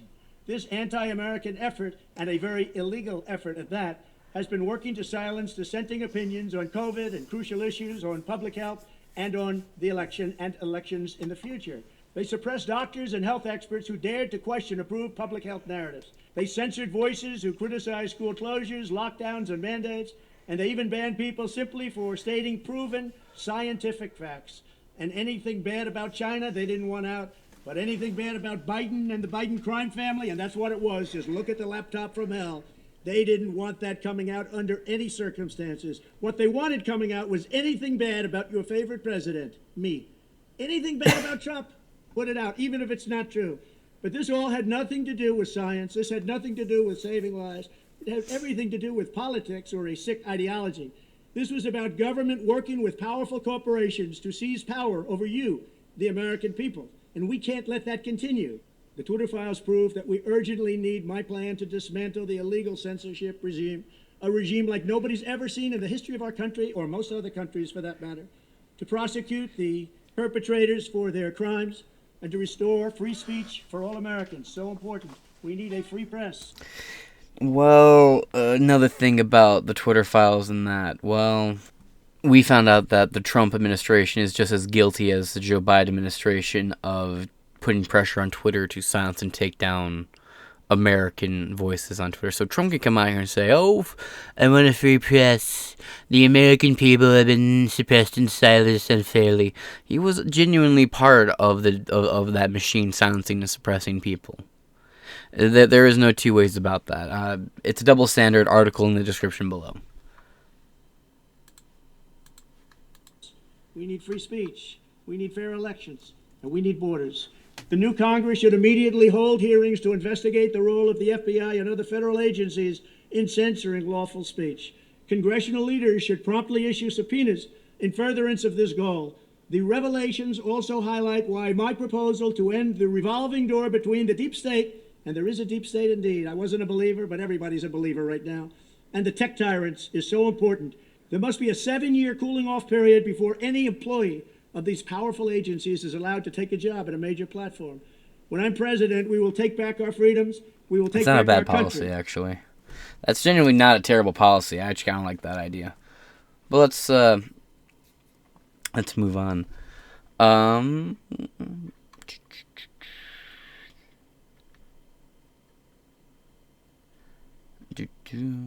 CBS News first reported the classified documents were found in an office Biden used during his vice presidency. It was reported on Tuesday by another anonymous source that the intelligence materials discovered were related to Ukraine, Iran, and the UK. Ukraine, you say? You mean the same Ukraine that Hunter Biden had a major chairmanship at Burisma? The same Burisma that Mitt Romney's son, also worked on? Weird. It's almost like they had deep personal business ties or connections to Ukraine that would have them sort of indebted to Ukraine to the point where they would spend billions of tax dollars funding a war that's none of our business. Interesting. But what I know, I suck at connect the dots. A source familiar with the matter told CNN that the documents are U.S. intelligence briefings and memos related to topics including Ukraine, Iran, and the United Kingdom, and were dated between 2013 and 2016. On Monday, it was announced that the U.S. Attorney General Merrick Garland assigned an attorney to review classified documents found at the Penn Biden Center for Diplomacy and General Engagement in Washington. This relates to about 10 documents from President Biden's vice presidential office. Two sources said the materials were identified by personal attorneys for the president on November 2nd, just days before the midterm elections, that they kept quiet and only came out recently. According to a special counsel to the president, Richard Schober, the documents were discovered when Biden's personal attorneys, quote, were packing files housed in a locked closet to prepare to vacate the office space at the Penn Biden Center in Washington, D.C., Schober said in a statement. This is a breaking story, and it will be updated. Interesting. Now, hopping over here to Sky News. Second batch of classified Joe Biden documents discovered at new location. The first batch of documents were reportedly found in a locked closet, and that's in quotes, on November 2nd at an office the president used from 2017 to 2019. Now, aides have discovered a second batch at a separate location, published Thursday, the 12th of July. This article is brand new. It just came out. An additional batch, and mind you, it is just now turning midnight. So they're an hour ahead of us. Okay, sounds about right. Let's go on. An additional batch of classified documents have been discovered by aides to President Joe Biden. The papers were found in a location separate from the Washington, D.C. office he used after leaving the Obama administration, NBC reported, citing a source familiar with the matter. It comes after the White House said on Monday that the U.S. Justice Department was reviewing a batch of potentially classified documents found in the Washington office space of the president's former institute. Ooh. At least they're by the White House, it's just a pip-pop and a Cheerio walk around the corner. Saves you some time.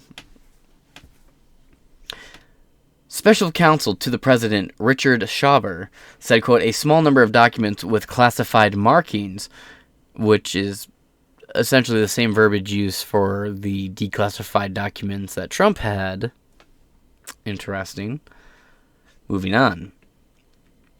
Were discovered as Mr. Biden's personal lawyers were clearing out the office of the Penn Biden Center.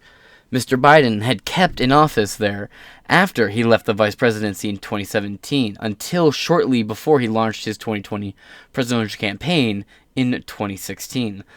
The president's aides have since been searching for any additional classified materials that may be in other locations he used, according to the source, who spoke on condition of anonymity. To provide details about the ongoing inquiry, the White House did not return requests for comments. The Justice Department had no comment.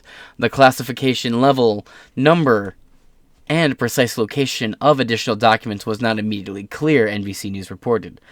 It also was not immediately clear when the additional documents were discovered and if the search for any other classified materials Mr. Biden may have from the Obama administration is complete. The source said Mr. Biden's aides have been sifting through documents stored at locations beyond his former Washington office to determine if there are any other classified documents that need to be turned over to the National Archives and reviewed by the Justice Department.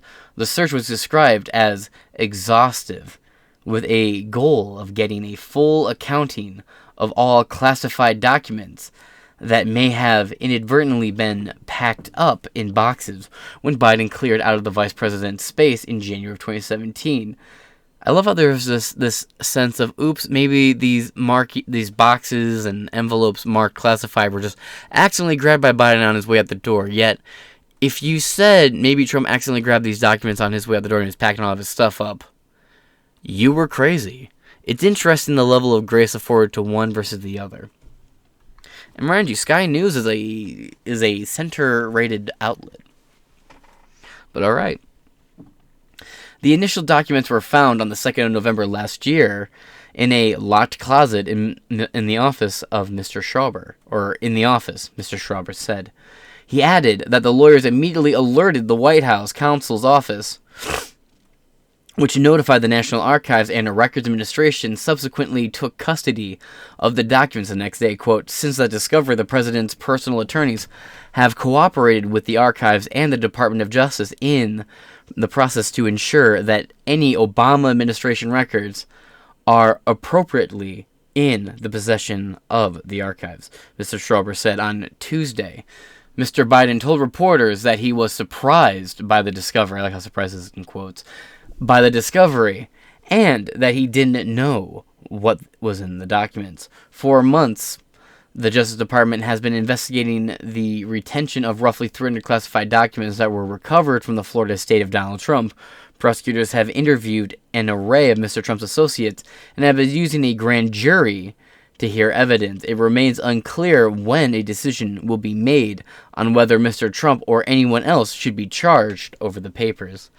Interesting. You really start to see the double standards of the DOJ. And right now, with the new House of Representatives launching probes and investigations into the weaponization of the DOJ and the FBI, this is not a good time for them to be acting this way, because it's just going to highlight the very thing they're investigating. But let's move on. So let's hop over here just to clear the air about the documents being declassified or not. Special Master Judge skeptical about Trump's team's claim of declassifying documents. Deary called on Trump's lawyer to provide evidence for the claim that Trump had declassified the documents, which were discovered in his residence. Alright, I'm fully willing to eat my shoe here. I thought everything was fully declassified. My correction, but that's why I wanted to do this in real time, so you guys can see that, you shouldn't just take political commentators like me on face value. We can fuck things up, and we can also just lie to you to get our point across. So, I want to be transparent about this and correct myself in real time. Roberto Wakerell Cruz. Oh, look who it is again. It seems to be a pattern. A 2-minute read. That's not what we need. Judge Raymond Deary, the man in charge of reviewing the materials seized by the FBI during the raid on Donald Trump's Mar-a-Lago residency in August, questioned the former president's attorneys during the Tuesday's courtroom hearing. Deary called on Trump's lawyers to provide evidence for the claim that Trump had declassified the documents which were discovered in the residence. Let's see, if you're used to thinking, of course, used to has been employed. Okay, moving on. Quote, you can't have your cake and eat it, said Deary to the Trump team. Following the raid, Trump argued that 11,000 documents taken from Mar-a-Lago were legally possessed, including 100 barring classification bearing, by the way. My apologies. According to Politico, quote, Deary bristled at the effort by Trump's lawyers to resist his request for proof that Trump actually attempted to declassify any of the 100 documents.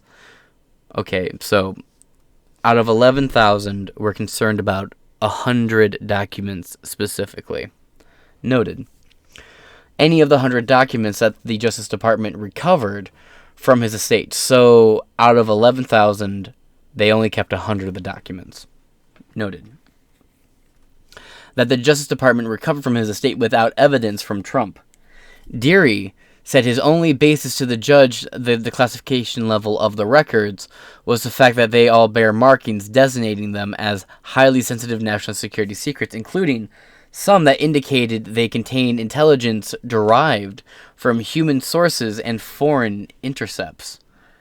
Trump had demanded that a special master review the documents taken from the residence, with Deary being named possessed by them. Along with 2 other names, Dede was appointed by President Ronald Reagan in 1986. Deary, 76, noted that the current litigation filed on Trump is civil, since no criminal files have been charged. This means that the burden of proof is on the Trump team to back up any assertion of privilege or other protected interest in the document's political rights.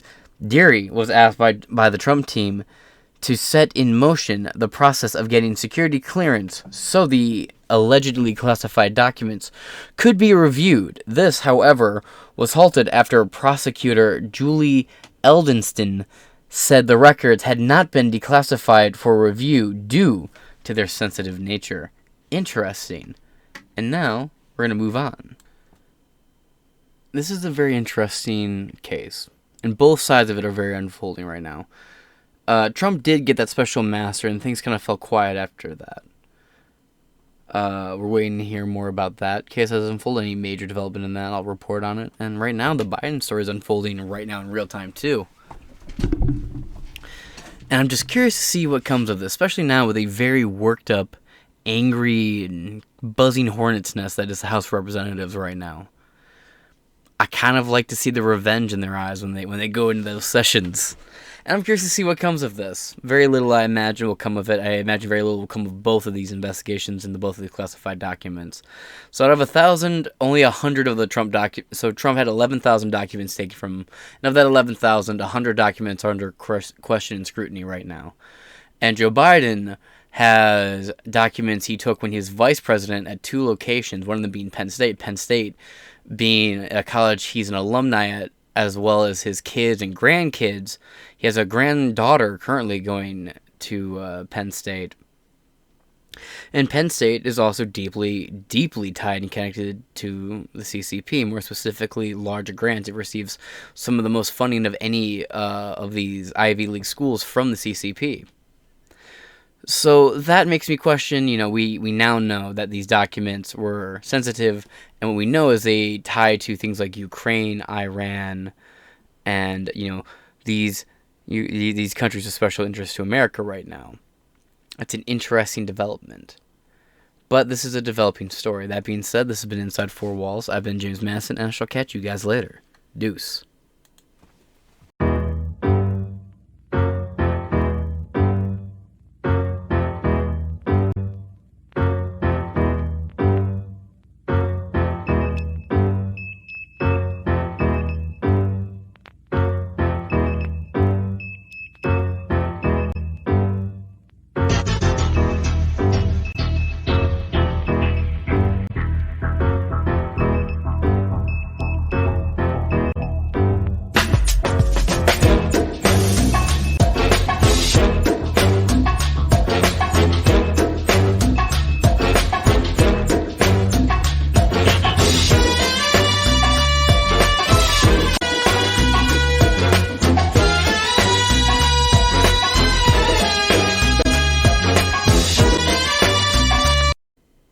Welcome back to Inside Four Walls. I'm your host, James Madison, and we're going to continue with this new, fresh House of Representatives.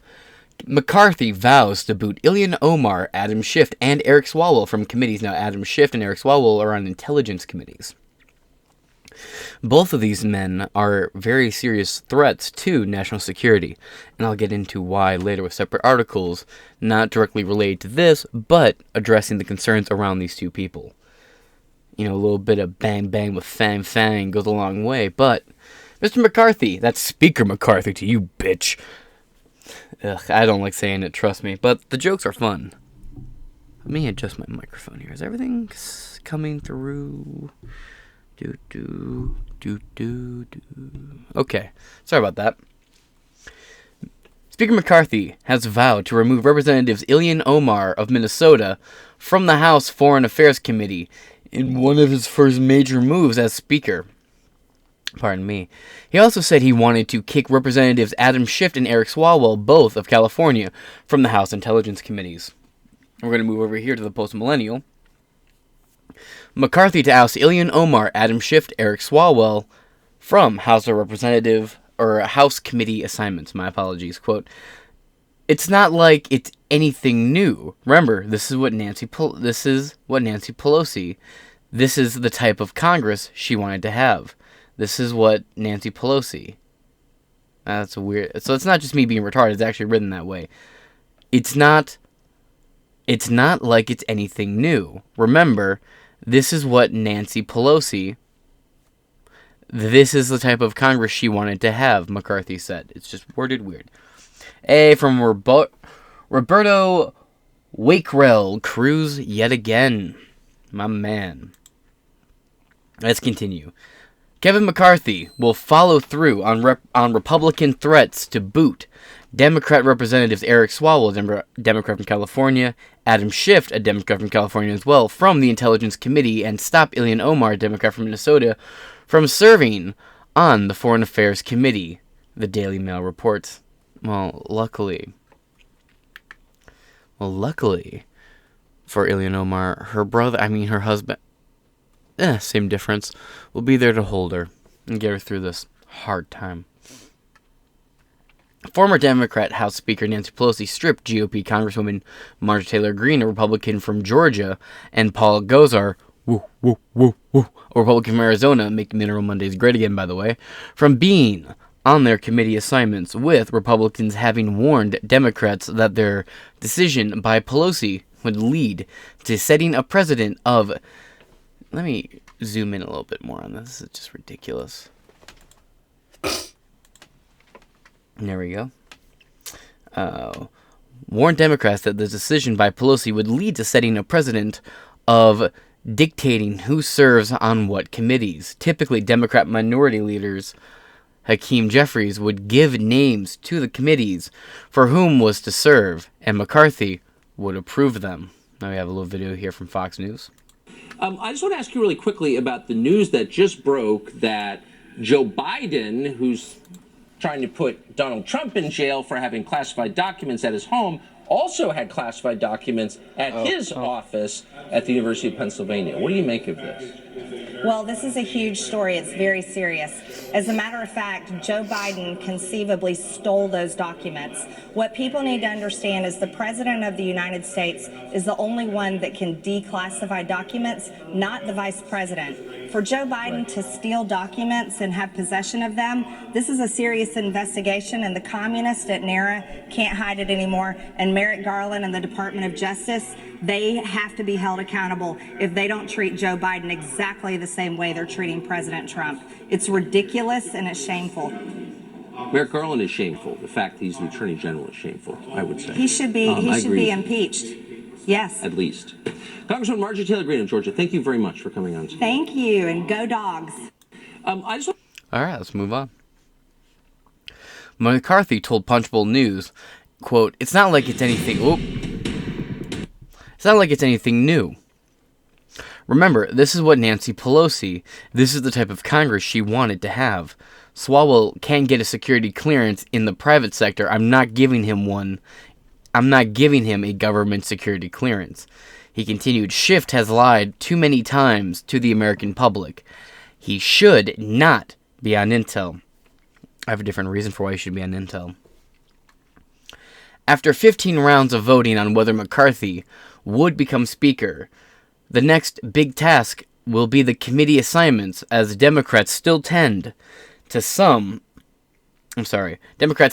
name Schiff, Swalwell, and Omar. McCarthy has vowed since 2021 to block the three from being on the respective committees. The Republicans will place Greene, Gosar, and George Santos. I don't like George Santos. The dude is a lying, sleazy piece of shit. Nah, where was I? And George Santos to committees. I should do an episode about him. There's a recent thing with him. Last year, then Speaker Nancy Pelosi booted Greene off the budget and the education and labor panels. In February, over comments made before being elected to Congress. The Daily Mail writes that Greene will likely be placed on Oversight and Accountability Committee. Ooh, that actually might yield some kind of results. Quote, among other potential panel assignments, Gosar was stripped of his committee. I want to know what's going to happen to Gates. Gosar was stripped of his committee duties after posting an anime video that showed him acting violently towards New York Congresswoman Alexandria Ocasio-Cortez. Based. Omar released a statement. Look, he's just mad that she won't date him. Omar released a statement regarding McCarthy's threat to remove her from the Foreign Affairs Committee. Quote, where she said that the Republican Party has, quote, made it their mission to use their fear, xenophobia, Islamophobia, and racism to target me on the floor through millions of dollars of campaign ads. That's funny, says the actual anti-Semite. But alright, says the anti-Semite alleged brother humper. I don't quite buy your shit. And also, your God says the sun sets in a puddle of mud.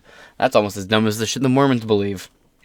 Quote, whether it is Marjorie Taylor Greene holding a gun next to my head in a campaign ad, ooh, or Donald Trump threatening to send me back to my country, despite the fact that I have been a proud citizen of the United States for more than 20 years. Yeah, do you want to talk about how that green card got secured? You want to talk about how your brother's green card got secured? Ooh. This constant stream of hate has led to hundreds of deaths, threats, and credible plots against me and my family. Prove it, she said. It is not known what committee Santos would serve on. Yeah, I'm not exactly confident with that dude being anywhere. Now, let's address some of these concerns, right? Let's start with Adam Swalwell. Let's hop over here real quick. National security source reveals Swalwell slept with a Chinese spy. Eric Swalwell did indeed engage with sexual relationship with a communist spy. Fang Fang was pronounced Fang Fang, but it's fun to say Fang Fang because you got Bang Bang with Fang Fang. So it's Walmart John Cena looking dude. A national security source revealed Friday. Published December 18th, 2022. Let's see. One that I was just chuckling at, which was a concession for 72 hours to read a bill. And one of my favorite kind of parts on said, now I wonder if they're going to have a rule you need 72 hours to read it. And it turns out it's not to say, look, in the wake of 9/11, in the wake of... Moving on.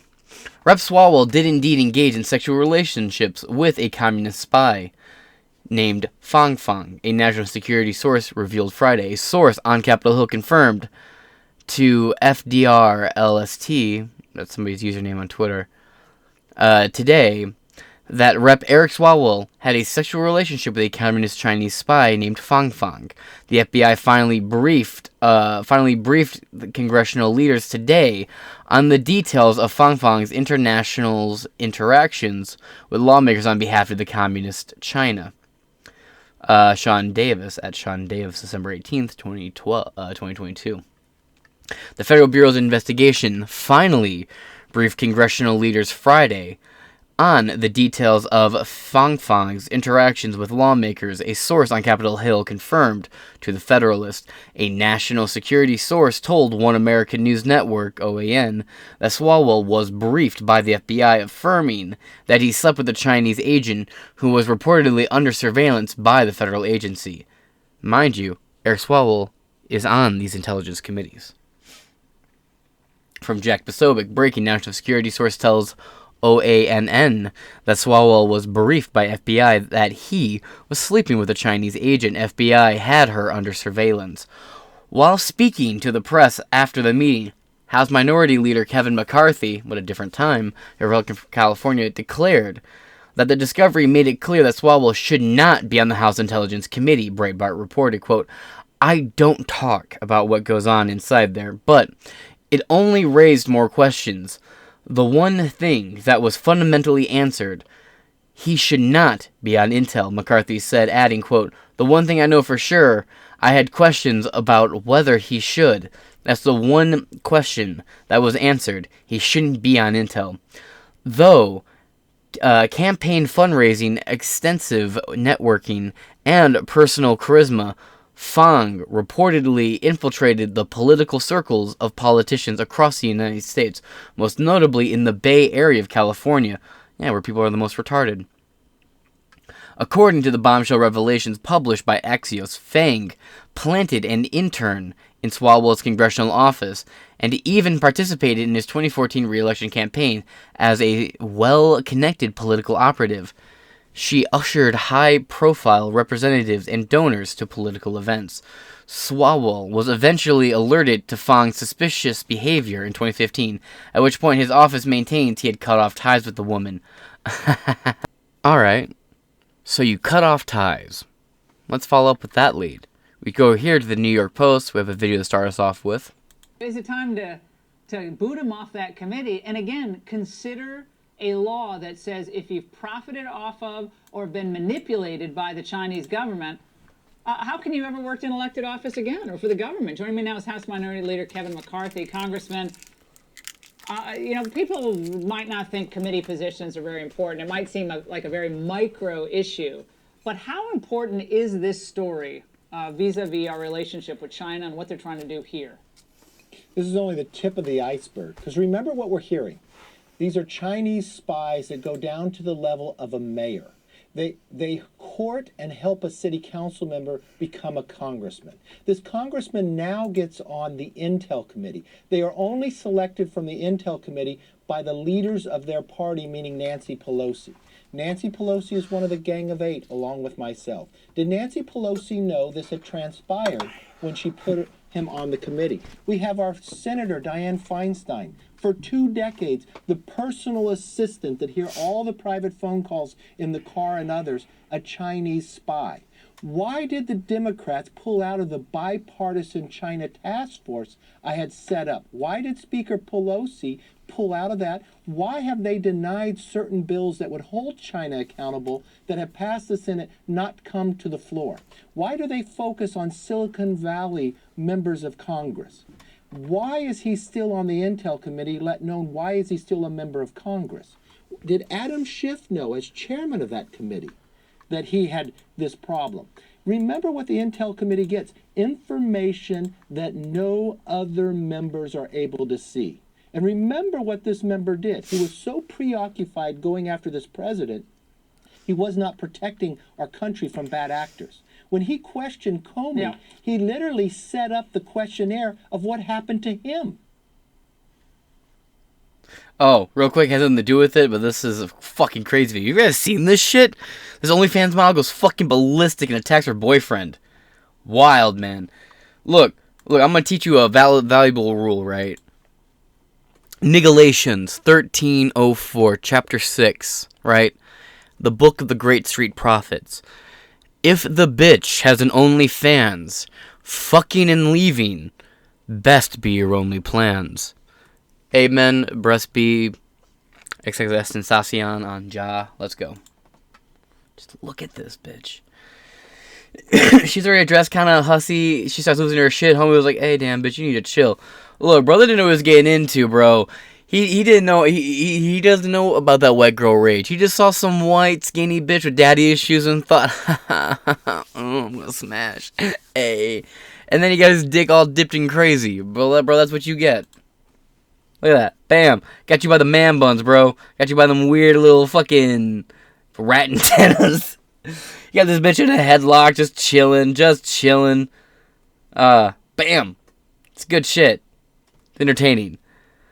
This Walmart LeBron looking motherfucker just trying to calm down this little angry ass white woman, bro. There's no calming her down.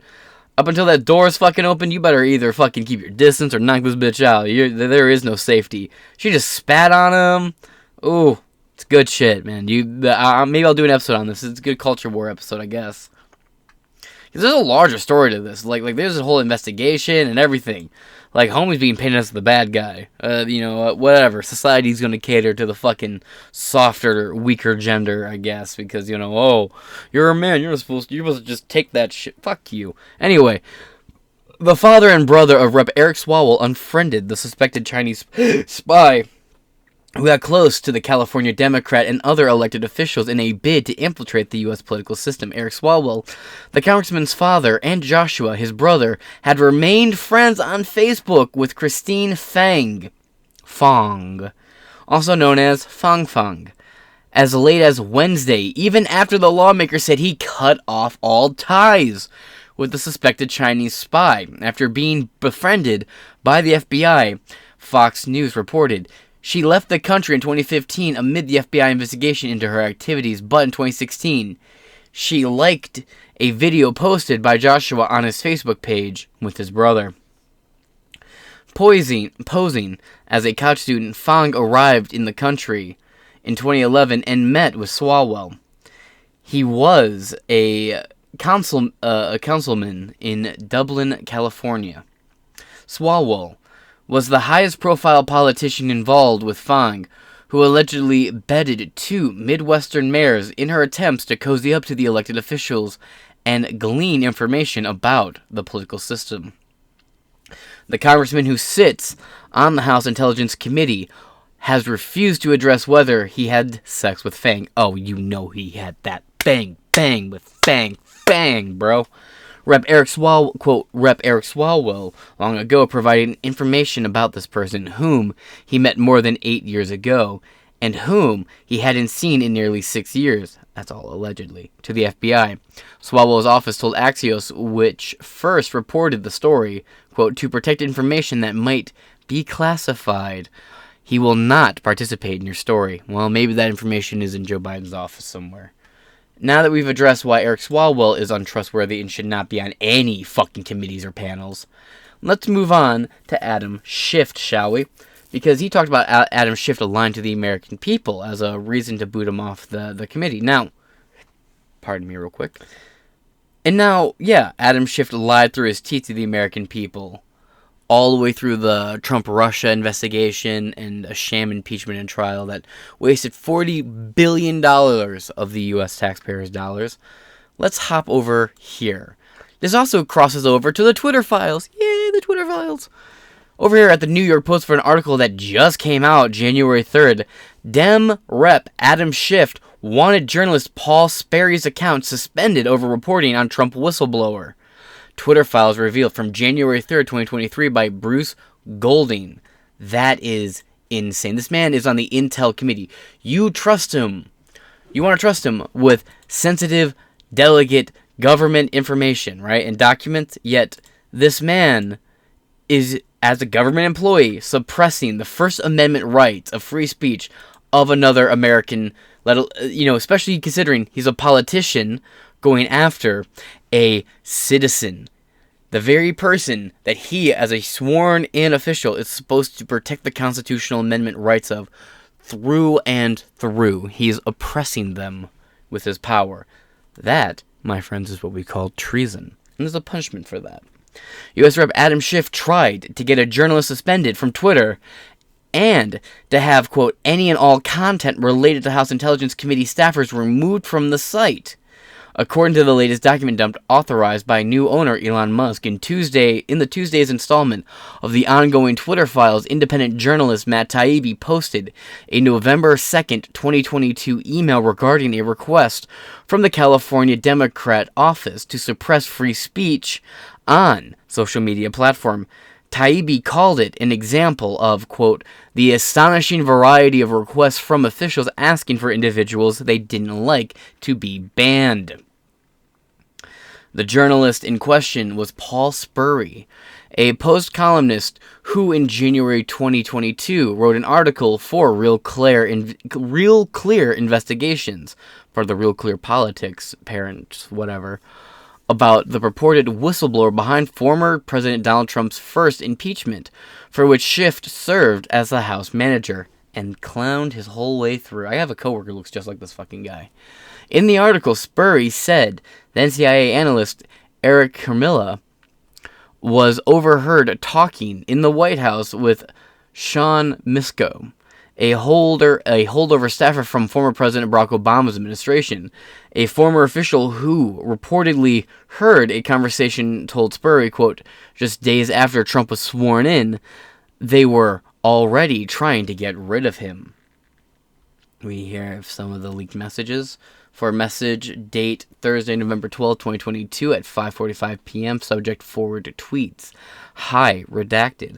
I met with Redacted from PP, and he flagged the attached analysis from the House Permanent Select Intelligence Committee, HPSIC, Rep. Adam Schiff's office for your review and feedback related to alleged harassment from QAnon conspiracy theorists. Yeah, the whole, 0.2% of them that are out there? Yeah, real dog.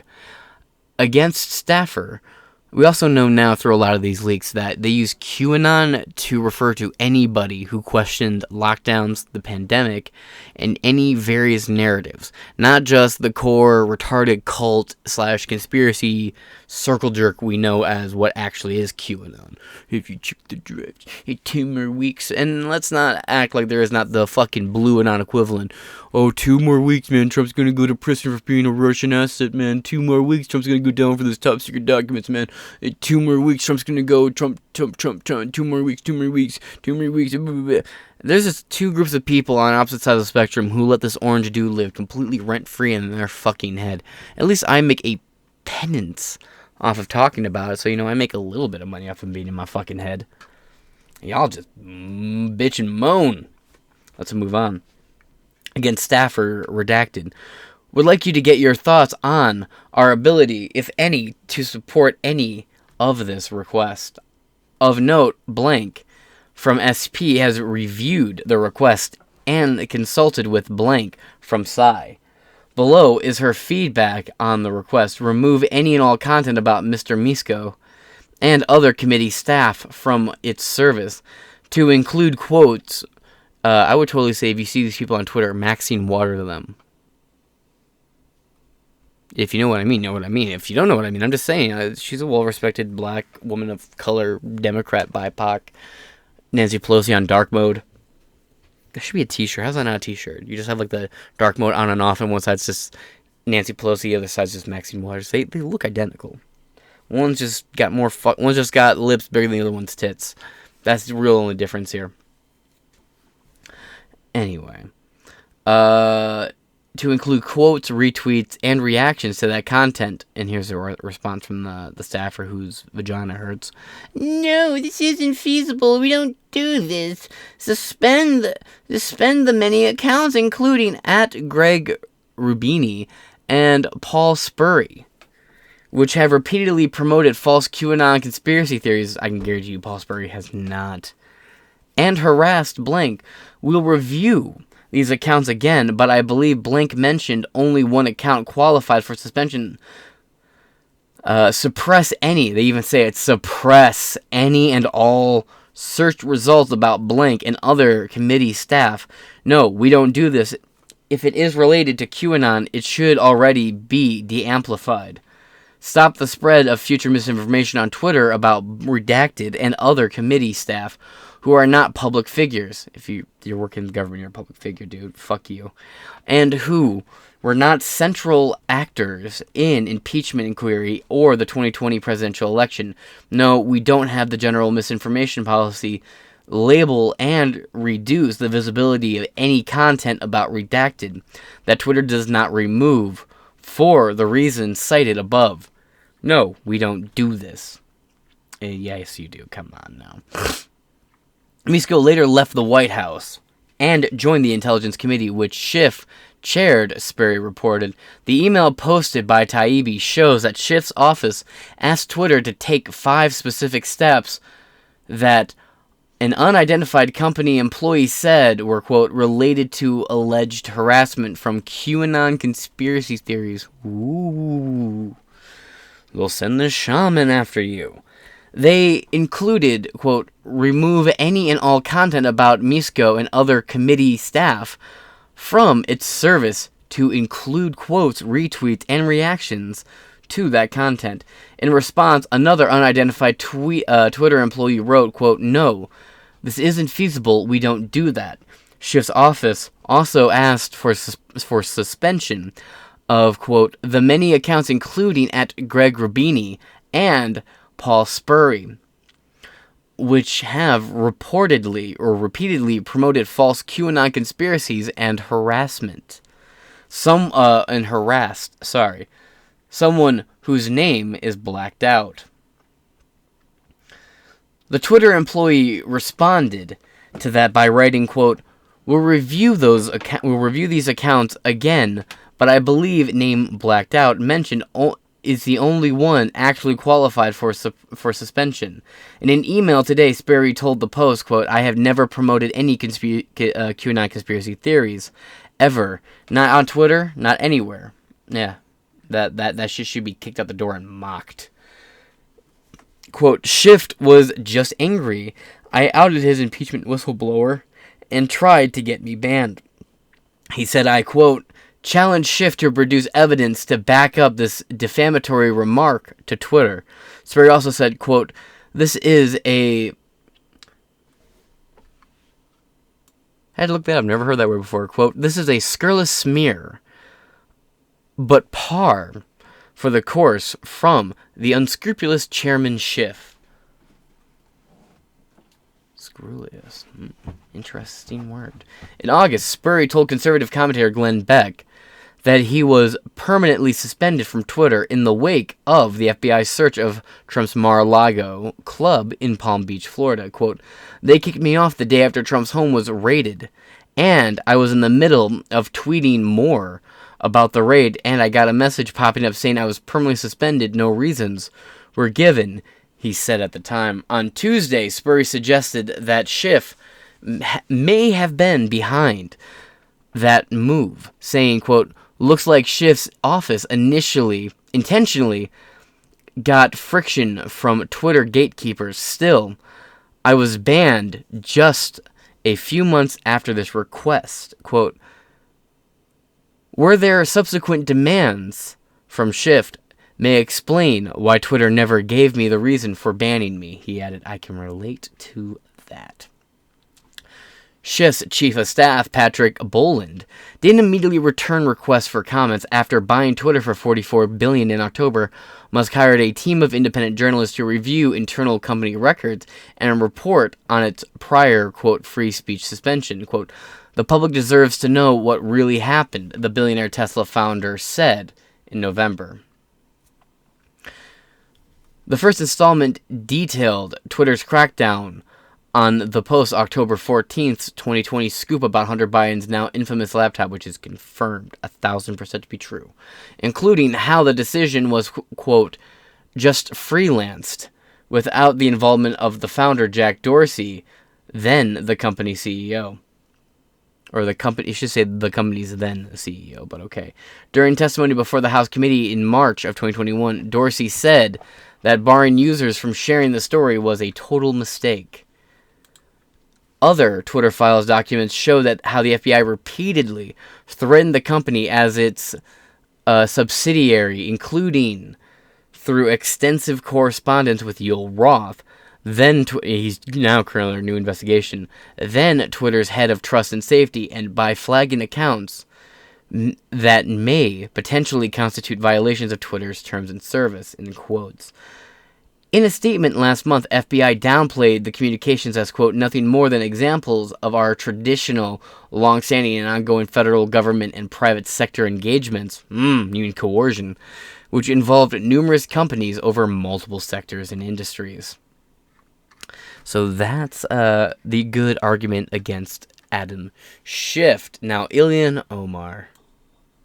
Let's get into this one, shall we? Over here at the Daily Mail, Ilhan Omar did marry her brother and said she would do what she had to get him papers to keep him in the U.S., reveals Somali community leader. Oh boy. Ilhan Omar told friends years ago that the man who went on to become her second husband was in fact her brother. DailyMail.com can confirm. Alabakmim Osman is the first person to go on record to speak of how Ilhan Omar said she wanted to get her brother's papers so he could stay in the United States. It has long been rumored that Omar and Hamed Elmi are siblings, but because of the lack of paperwork in war-torn Somalia, proof was never uncovered. Osman said, quote, she said she needed to get papers for her brother to go to school. We all thought she was just getting papers to allow him to stay in the country. Omar was married to her second husband, Elmi, in 2009 by a Christian minister. Although she is Muslim. You want to know why? It was so legally it would be respected as a marriage, but culturally to them it wouldn't be legit. Because that's not a real marriage. Christian marriages are not legit, are not real marriages in the eyes of the Muslims. So to them, they're not really married. To the federal government, they're legally married. But it's more of the large amount of people who, of course, it's always unspecified source familiar with them, longtime family friend who wishes to remain unnamed, disgruntled former worker or campaign manager, blah, blah, blah. The amount of people who have stepped forward to say that she's fucked her brother is the part that really weirds me out. I would almost be sympathetic if it was just a green card marriage. I'd be like, it's fucked up, and that's disqualifying as a politician alone. It's more of the you couldn't stop at that level of stereotype. You had to take it to the next logical step. Wait till I found out they have a three-way, and there's a camel somewhere involved. She was first married to Ahmed Hirezi in 2002 in a Muslim ceremony before they split in 2008, but she later had another child with Hirezi while legally wed to Almi. It's almost like, in their culture, they don't respect the Christian marriage or something. It's almost like it was a marriage designed just to keep her brother in the country and to bring him here in the first place. Osman said, quote, "When Hirezi and Ilyan got married, a lot of people were invited. It was a big Islamic wedding, uniting two large clans in the community." He added, "When she married Elmi, no one even knew about it. No one knew there had been a wedding until the media turned up to certificate years later. Squad, Congressman Ilhan Omar told friends years ago that the man who went on to become her second husband was in fact her brother, Daily Mail can confirm. And now, for the first time, one of those friends has come forward to reveal exactly how Omar and Ahmed Elmi scandalized the Somali community in Minneapolis. Abi Kamim Osman is the first person to go on record to speak of how Omar said she wanted to get her brother's paper so he could stay in the United States at the time when she was married to her first husband, Ahmed Hasiri. But hardly anyone realized that meant marrying him. Quote, no one knew there had been a wedding until the media turned up the marriage certificate years later. Osman, 40 years old, exclusively told the Daily Mail Osman's revelations are sure to renew calls for investigations into the Minnesotan freshman representative who has repeatedly refused to answer questions on her marriage to Elmi. Oh, come on. I mean, look at the eyes and the nose and the lips, bro. Come on. The fucking cheeks. I'd say look at the ears, but I can't really see through the towel. She originally said the idea that the spouses were also siblings were baseless, absurd rumors accusing journalists of Islamophobia, says the anti-Semite, but has since stayed quiet. And here's the thing, most of her claims against Israel I actually fully support. Squad Congress, oh, that's just a photo. These are just photos, moving on. Her spokesman told DailyMail.com that Omar, 37, does not comment on her family or personal life. The Congresswoman is focused on her work, focused on the work her constituents sent her to do in Washington to accomplish. He said Omar married her first husband, Hasiri, in 2002 in a Muslim ceremony that, like many in the immigrant community, was not registered with the state. Their first child is the following year, and the second followed. But in the late 2000s, Emi appeared in Minneapolis as Osman, who referred to Hirezi by his nickname Southside throughout the interview. People began noticing that Ilyan and Southside, aka Hirezi, were often with a very effeminate young guy. Damn. Osman said, who spoke in Somali through an interpreter, quote, he was very feminine. In the way he dressed, he would wear light lipstick and pink clothes, very, very short shorts in the summer. People started whispering about him. Heresy and Elon told me it was as bad influences that the family did not like, which comments on Somali issues. Sikh. And that's like, just for context, being Sikh in a Muslim family is like being Lutheran in a Catholic family. It's pretty, actually, that's pretty on par. Or being like Mormon in a Baptist family. It's like, what are you doing? Or being any denomination of Christian in a Jewish family. Which comments on Somali issues said that Omar kept her marriage to Emily quiet, with no one from Somali community invited to the wedding. He explained, quote, when Heresy and Ilian got married, a lot of people were invited. It was a big Islamic wedding, uniting two large clans in the Minneapolis community. I would say there were around 100 to 150 people there. But he said, quote, when she married Omar said, at the time, Heresy... That's funny. The good old, this person is also known as this completely separate person trick. Nice. Among Somalis, quote, he was a footballer. He promoted a lot of Somali shows. He was very popular. So the scandal about Harry's brother-in-law more than Ilian's brother.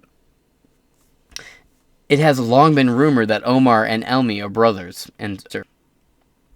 But because of the lack of paperwork, siblings appeared on a website, the Somali Pot, in 2016. It said Elmi, 34, as soon as Ilian Omar married him, he started university at her alma mater, North Dakota State University, where he graduated in 2012. Shortly thereafter, he moved to Minneapolis, where he was living in a public housing complex and was later faces up to 5 years in jail and 5 fines up to $250,000. Elmi and Omar married on union was never recognized by law. They lived address in Columbia Heights, a suburb on the north side of the city. The marriage. Elmi and Omar, sorry, my system crashed for a second. Elmi and Omar said they lived together at an address in Columbia Heights, a suburb of the north side of the city. Whew. Their marriage was conducted by a Christian minister, Walika Harris. When the DailyMail.com approached her last year, she would not discuss the ceremony or why a Muslim couple would have asked her to marry them. Yeah, that should have been a bit of a red flag. Jews don't respect Christian marriages. So the fact that a Muslim couple got married under a Christian system is a little weird. You had to give them a big ol' fucking smooch, but I hear you actually enjoyed it. Now, she and her husband, Marcus, run the Great and Mighty Works Ministries in Richfield, Minnesota, which is described on its Facebook page as a non-denominational Bible-believing, Bible-teaching, and Bible-living ministry that believes in the living example of Jesus, the Appointed One. That sounds like a Ilhan Omar's ex-husband has remarried just 37 days after his divorce from the Minnesota representative was finalized. Ahmed Hersi, the father of Ilhan's 3 children, has tied the knot with pediatric nurse Laden Ahmed. And get this, Laden even worked on Ilhan's campaign. Kayla Brantley joins us now from our New York newsroom. Kayla, what else can you tell us about this whirlwind marriage? Well, Jesse, Ahmed Hersi and Laden Ahmed were joined in a faith-based union in a Somali apartment.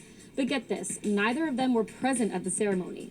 Under Islamic law, neither Ahmed nor Laden needed to attend the union to legitimize it, though the marriage technically would not be recognized in the United States. News of Ahmed's wedding comes just 2 weeks after Tim Mynet's divorce was finalized. Tim, of course, is Ilhan's alleged lover, who had trouble hiding his glee after he left the courthouse as a single man. Wow, we are never short on drama in D.C. Caleb. All right, moving on. Elmi, birth date 4485, age 23. Ilian Amadani Omar, the 24/10/82. Her age is 26. Born 10/04/82. Address Columbus Heights. And at the Hennepin County office in Eden Prairie, Minnesota, southwest of Minneapolis. Their license shows the marriage was conducted by a Christian minister, Walika Harris. When DailyMail.com approached her last year, she would not discuss a ceremony or why a Muslim couple would have asked her to marry them. Okay, moving on. In a Facebook message, Omar, it's not going to happen, not now, nor not ever. Omar and Elmi moved to Fargo, where they both attended North Dakota State. But Omar and Heresy were still together as husband and wife, Osmond said. Let me just close this out because this is just going to drive me crazy. Okay. Needed to get papers for her brother to go to school. We all thought she was getting papers together to allow him to stay in this country. Once she had the papers, they could apply for student loans. Now you know why they voted for the student loans they do. I knew that was the thing causing everything to lag on me. God damn. Okay.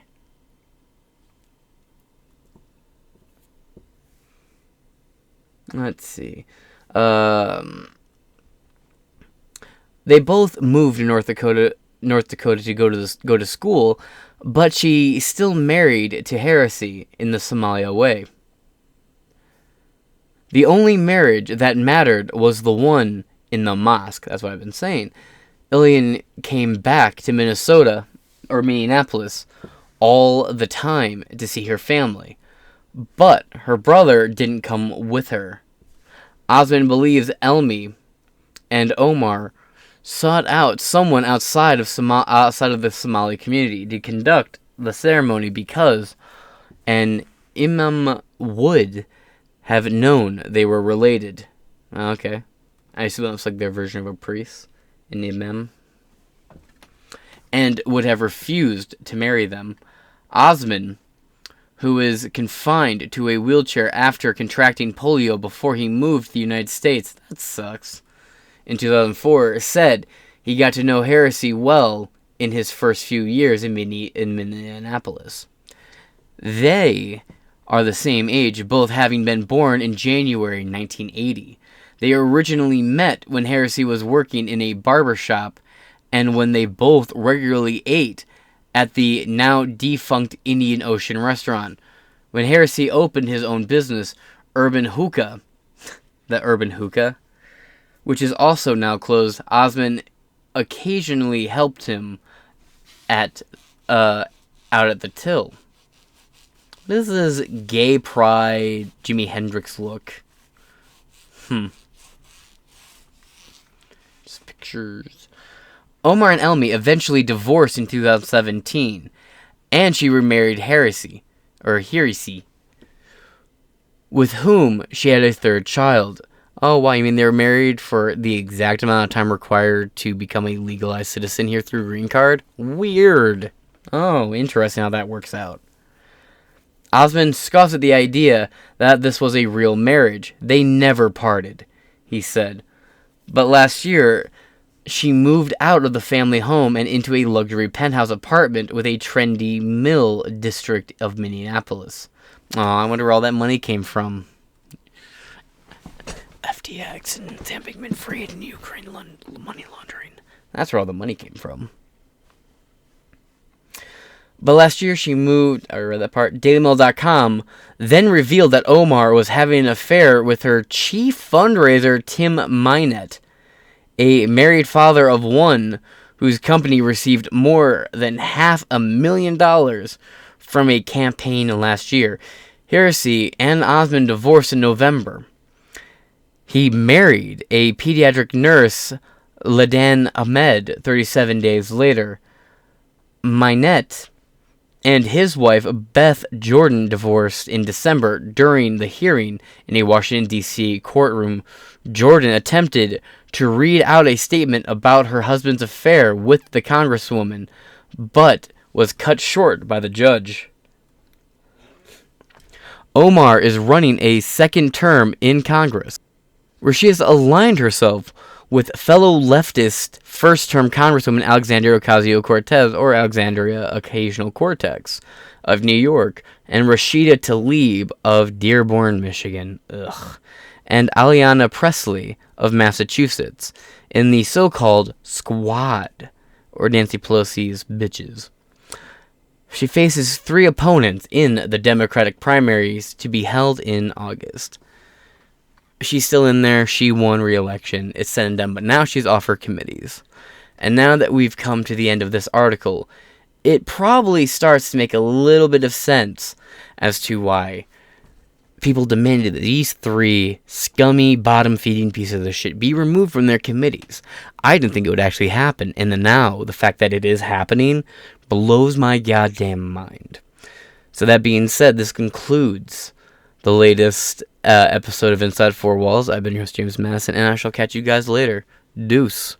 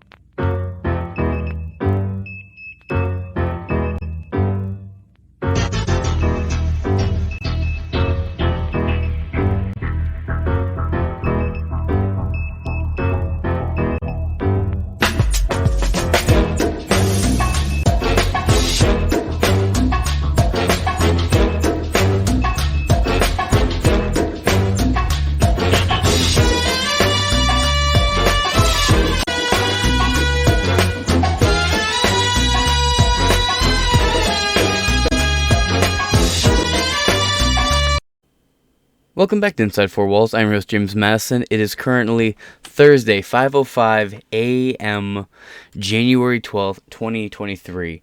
And I'm calling it now. Ethan Klein of H3H3 is going to say something really fucking stupid about this exact topic. It's the exact kind of thing. He's going to say something really stupid, and I'm going to laugh at it because of how stupid it is, because 4chan has made me fucking retarded over the goddamn years. But this is a topic I'm going to try not to joke about. I don't know anything about this particular guy coming forward and talking, so maybe it's bullshit, maybe he's being serious. I never just believe anybody until I see the evidence and know more about the story, but this is breaking as of the moment of recording right now. Last updated 6 hours ago, so yeah, there you go. So let's get right into it, shall we? GOP strategist alleges powerful conservative Matt Schlapp sexually assaulted him. A Republican strategist alleges that Matt Schlapp, the influential chairman of the American Conservative Union, groped and fondled his groin as he drove Schlapp back to an Atlanta, it's always an Atlanta hotel, ain't it? Several weeks before the November midterm election. Why did you wait to come forward now? I mean, you came forward now, right? And it's going to be, you came forward before the 2024 elections, I guess. But at the same time, why is there, it's interesting, right? Like, they find these Joe Biden documents November 3rd, 3 days before the fucking midterm elections in 2022, and then this happens, and now it's afterwards. It's like, oh yeah, this thing that totally would have had major fucking major fucking issues, And again, I tend to root for the GOP. You know, I'd rather have the Democrats driving the speed limit because at least they're going slow, but I don't particularly like either party. There's individuals on both sides I can throw some respect behind. But why did you wait till after the midterms? Did you let yourself be victimized and then just sit back and wait till after to hope your party won so you didn't have an impact on that? No, that's bullshit. That's cowardly and bullshit. If you don't speak up in the moment or within the time that it happened, you eventually, over time, lose your right to speak up about it. It sounds really shitty, right? But it's a window that people close themselves. And I understand there's a whole trauma response, but there is a president rush in the moment that just evaporates. It's like a car leaving the lot.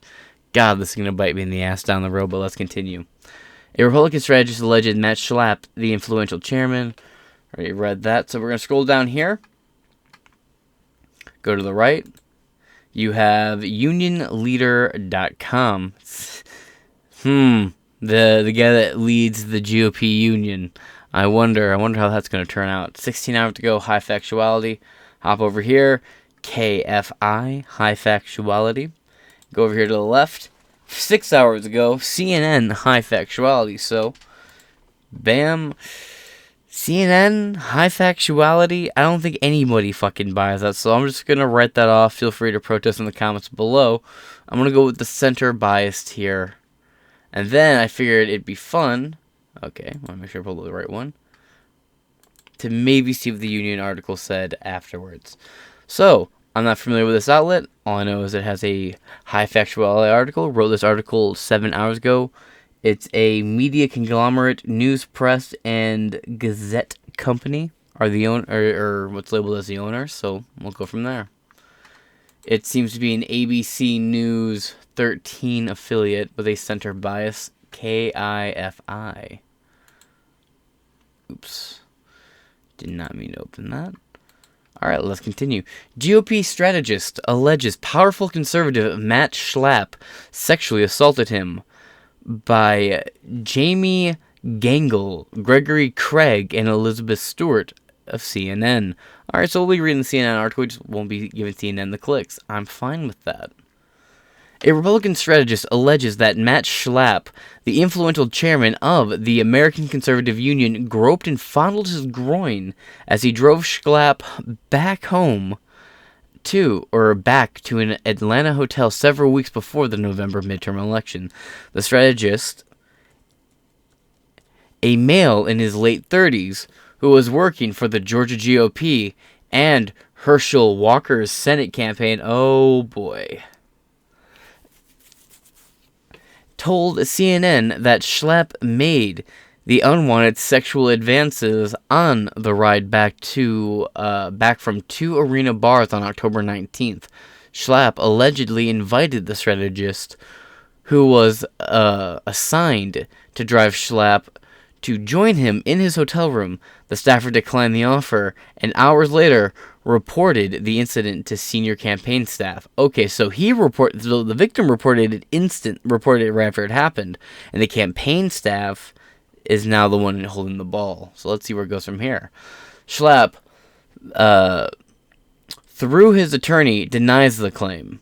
Quote, "The attack is false, and Mr. Schlapp denies any improper behavior." Schlapp's attorney, Charlie Spies, told CNN, quote, "We are evaluating legal options for response." The staffer says he called and texted friends in real time to tell them what happened. CNN reviewed a text exchange between the staffer and a friend in politics, where the staffer is clearly upset and wondering how to tell the campaign that one of their surrogates had allegedly assaulted him. The exchange is being made public for the first time, weeks after the midterms. Quote, He's pissed. I didn't follow him to his hotel room," the staffer wrote. Quote, I'm so sorry, man." The acquaintance responded, quote, "What a fucking creep." End quote. The staffer later texted, quote, "I just don't know how to say it to my superiors that," well, there's a type, "that their surrogate fondled my junk without my consent." The staffer an experienced political strategist who has worked on a number of high-profile nationwide and statewide campaigns, has asked that his identity be withheld because of concerns over personal backlash. However, he says he will come forward if Schlapp publicly refutes his claims, which were first reported in the Daily Beast last week. Now, the Daily Beast is really a discreditable rag of an outlet with no particular political leaning. It's just whatever appeals to whoever. I really don't put any weight behind them. But, you know, just throwing that opinion out there. Schlapp runs the ACU, the organization most widely known for staging the Conservative Political Action Conference known as CPAC. Both Schlapp and the group occasionally butted heads with Donald Trump before he was elected president in 2016. Sounds like Donald Trump and a creeper bumping heads. Damn, I thought they were on a big old club together, right, guys? Yeah, let's move on. Bump heads with Donald Trump before he was elected president in 2016, but have since become fierce loyalists. Schlapp, who served with George W. Bush White House as Director of Political Affairs, took over the ACU in 2014. His wife, Mercedes Schlapp, what a terrible name, worked as Trump's communications director for nearly 2 years, from 2017 to 2019. Yeah, one of the big problems with the guy is he hired a lot of swamp monsters and swamp-affiliated monsters. The ACU leadership defended Schlapp in a statement called the initial report an attempt at, quote, character assassination. The group's first and second vice chairs added, quote, we stand squarely behind Matt Schlapp, and the ACU board of directors has full confidence in his leadership of the organization. Details of the alleged assault. According to text messages reviewed by CNN, Schlapp suggested meeting the staffer for drinks. Quote, I have a dinner at 7. May grab a beer after. If you want to join me, let me know. Schlapp texted the staffer. The staffer told CNN he joined Schlapp because the ACU leader standing in political circles. Once at the bar, the staffer says Schlapp began inappropriately invade his personal space after leaving the bar. The staffer alleges Schlapp sexually assaulted him as they were driving Schlapp back to his hotel room. The staffer said he did not respond in the moment because he was stunned into silence and was focused on getting Schlapp out of the car as quickly as possible. Later that evening, Schlapp called the staffer, according to the call log reviewed by CNN, very credible reviewers, to confirm the staffer would be driving him to another Walker event. That'd be Herschel Walker if you're not keeping up. The next morning, after receiving the call, the staffer says he broke down and memorialized what happened by recording videos of himself describing the alleged assault. So he was assaulted, and to process what happened, he sat down and recorded him telling his story multiple times. Again, we don't know all the details. This is a breaking story. This just kind of happened within the last, 8 hours or so. Is it possible that he was just filming different takes to make sure that he was selling his story good? I'm not saying he was lying or he made it up, but I'm just saying, maybe it wasn't to cope. Maybe it was just to make sure that he got the narrative straight. That's all I'm saying. Again, we don't know anything. I don't want to come off like I'm completely dismissive of one side or the other. I'm not. I don't know anything about either of these fucking nobodies. So I'm just, throwing my thoughts out as I read along. Hashtag him too and whatnot.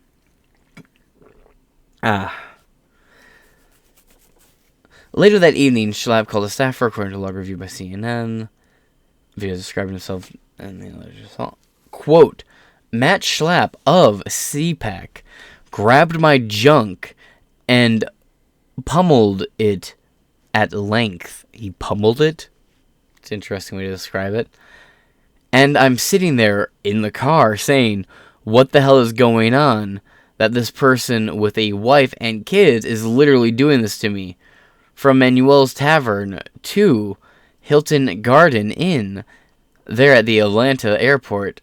The Hilton Garden Inn in D.C. is a really nice hotel.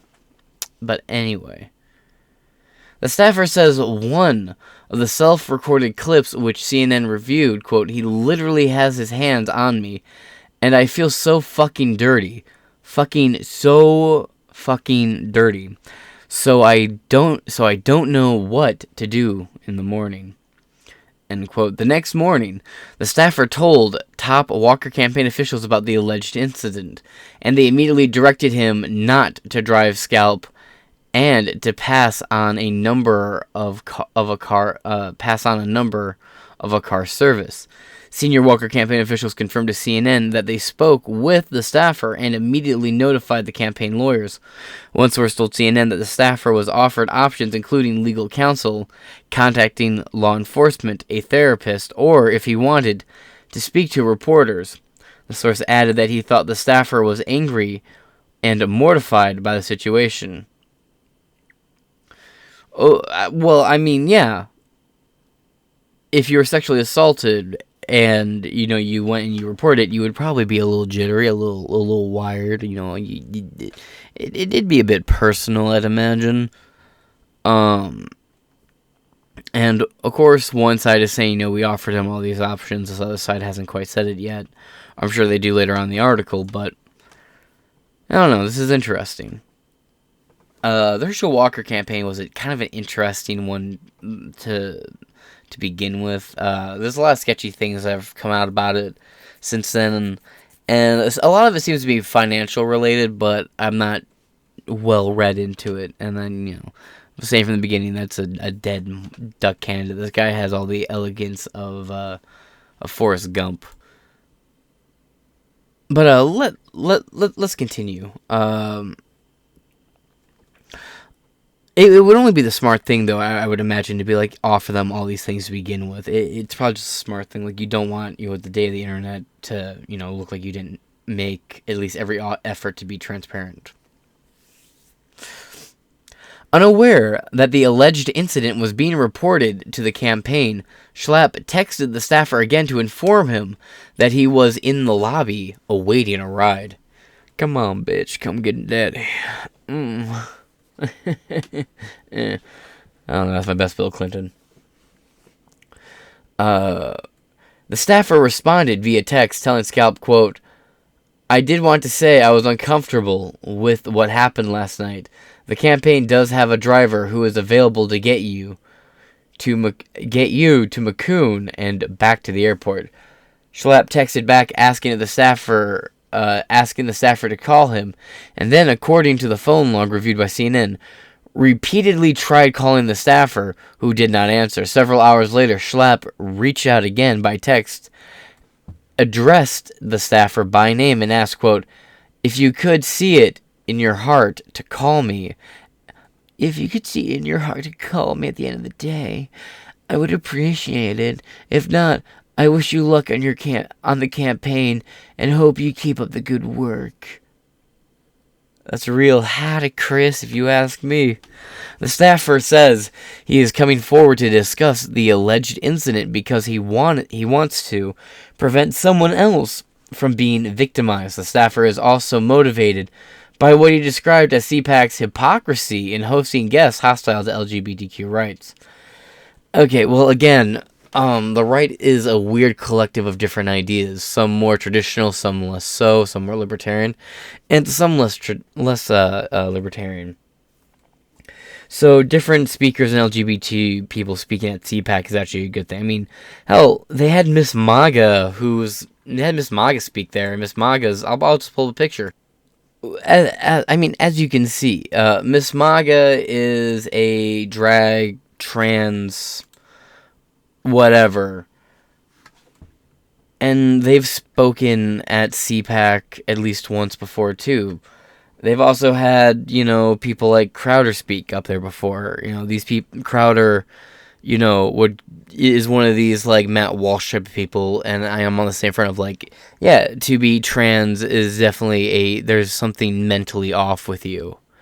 Now, That's one thing to be an adult and have that mental faculty or whatever, that mental part of you be slightly off, whatever, to whatever degree it might be. That's one thing. My issue is just when kids get involved in it. But anyway, that's off the topic. CPAC has always had a wide selection of speakers, at least since 2017, 2018. And it really shook up because Trump walked out on stage. Like, I'll pull up the pictures again. Trump walked out on the stage of CPAC holding a fucking gay pride flag. What a different time. But, yeah. Trump walked out on stage at CPAC and unveiled a gay pride flag that said LGBTQ for Trump. It was like late 2015, right before the elections actually happened. This is one of my favorite pictures. This is my profile picture. This is my profile picture on Twitter during Gay Pride Month, back when I had access to Twitter. Just Trump looking at this fucking pride flag with this weird look. But, you know, he walked out there, he held it up, and that shook up the whole fucking crowd. Trump was like the first Republican candidate to be openly pro-gay marriage and pro-gay adoption and all this shit. You know, despite... Fuck what you heard. So, you know, CPAC has over the last, I'd say, like 10 years-ish, has always had a good record of having varied speakers, people who were pro-drug war, anti-drug war. You know, you've had, like, Pompeo speak, and then opposite side of that, you've had Michael Flynn talk. You know what I mean? Like, you've had opposite sides of the spectrum on the right wing talk. The more authoritarian establishment and the more populist and, MAGA crowd talk. So I wouldn't exactly say coming out because you want to call out CPAC's hypocrisy and hosting people hostile to LGBTQ rights is exactly a level angle to come at. It's kind of weak. If you want, why don't you just come out because you were, you know, I don't know, assaulted perhaps? Just a fucking thought. Don't come out because, oh, well, you know, the gays. No, come out because you were harmed. You were victimized. You shouldn't need to come out because other people. No, you're the victim, right? At least is what you're saying. The staff right here, early in his time overseeing CPAC, Schlapp faced some backlash over efforts to be more inclusive, right here, of gay conservatives, but CPAC has become increasingly welcome ground for political leaders like Hungarian Prime Minister Viktor Orban, who has targeted his country's gay community as part of its Christian conservative agenda. Yeah, well, it's an entirely different country with a much more Eastern European Christian background. You mean, you know, a far more based background. But that's not policy here. And again, Miss MAGA and people who are okay with LGBTQ and the head of the log cabin Republicans have spoken to. And that's the thing. I would argue you're wrong and say that since Trump unfurled the gay pride flag and came out and said, why are the Republicans against this? I mean, a myriad of fucking reasons. One of the things I disagree with him on, but that's beside the point. It's a much more nuanced conversation, but ever since then, CPAC has become a much more elaborate televised event and more pro-LGBT over time. But, you know, that is what it is. We're at 20 minutes. Nah. You know what? I'll wrap it up here. I'll leave a link to the other article in the description below. This has been Inside Four Walls. I'm your host, James Madison. This is an unfolding, breaking story, and we'll follow along with updates. I'll catch y'all later. Oh, please like, share, comment, and subscribe. We're very close to 200, and it'd be nice to see if I can break 200 subscribers for the end of the day. My minimum goal by the end of the year is 250 or 300 subscribers on this channel. That's my goal. I think I can achieve it. We'll see if I get there. All right, guys. Peace. Don't let the gays get you.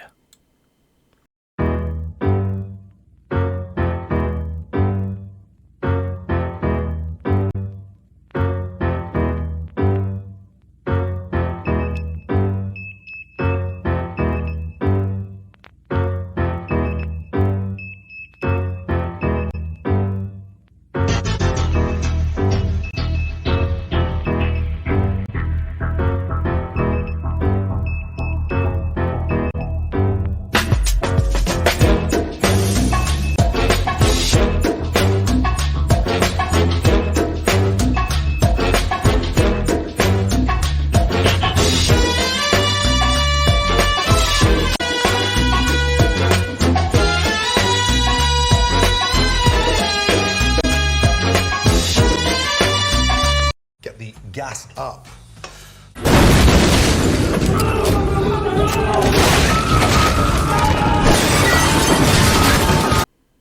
Welcome back to Inside Four Walls. I'm your host, James Madison, and Ocasio-Cortez had something to say. AOC dragged for claiming gas stoves are linked to brain damage, by Isabel Kane. January 11th, 2023. We start off here with a clip from Tucker Carlson, it appears. What I'm hearing about today from the White House to Governor Hochul, that they want to make us, for new restaurant construction, use electric stoves. So let me explain it to you. We lose 40% productivity by using electric. By using electric, if they ever inquired with small business owners, I'll give them 3 pieces of advice. Get stronger filtration system, get a hood system that works, and basically train your staff on how to maintain it. But for 35 years, we continuously have obstacles in running our industry. That's great. Rep. Alexandria Ocasio-Cortez. Ocasio-Cortez. My joke, the urge to just say my joke was overwhelming. A Democrat from New York attempted to defend President Biden's proposed ban on gas stoves in a viral Twitter spat Tuesday, only to be heckled herself by snarky social media users. Quote, "Did you know that ongoing exposures to NO2, nitrogen oxide, from gas stoves is linked to reduced cognitive performance? Yeah, so is fluoride in fucking water. It's an aluminum byproduct. Please, if you want to argue with me that fluoride in water is not linked to diminishing IQs and lower testing scores, that on top of the public school genuinely just being an indoctrination station, I will debate you in the comments. This is an open invitation. Fucking debate me, bruh." But I'll hear you coming out against that. I mean, it is inarguably a fluoride, actually. This is from the National Institute of Health right here. What is fluoride a byproduct of? Although fluoride is used industrially in a fluoride compound, the manufacturer of ceramics, pesticides, aerosol propellants, refrigerants, glassware, and Teflon cookware, it is a generally unwanted byproduct of aluminum, fertilizer, and iron ore manufacturing. And it gets worse than that. Hold on. And we're right over here at the NIH's official website. Now, I disagree with part of it here, but this is the main part I want to focus on. The main source of fluoride should be fluoridated toothpaste, and that supplement should not be used in children younger than 3 years of age. The use of fluoride in infants and children, I'm not going to read the whole thing. I'm going to need to make the whole episode about this. The introduction of fluoride to drinking water in 1958 resulted in a dramatic reduction in dental caries. Subsequently, fluoride supplements were advocated for children whose water was not fluoridated, and now almost all toothpaste contains fluoride. The result is that multiple sources of fluoride, such as fluoridated toothpaste, fluoride supplements, drops, and lozenges, and naturally occurring fluoride, have contributed to an increase in the incidence of fluorosis. The challenge is to provide the right amount of fluoride in reliable and safe manner. Fluoride has been found to be effective in preventing I think you mean cavities, but caries?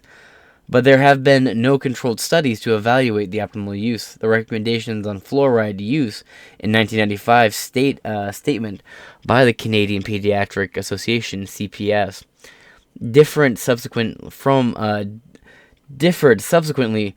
those of the Canadian Dental Association, CDA.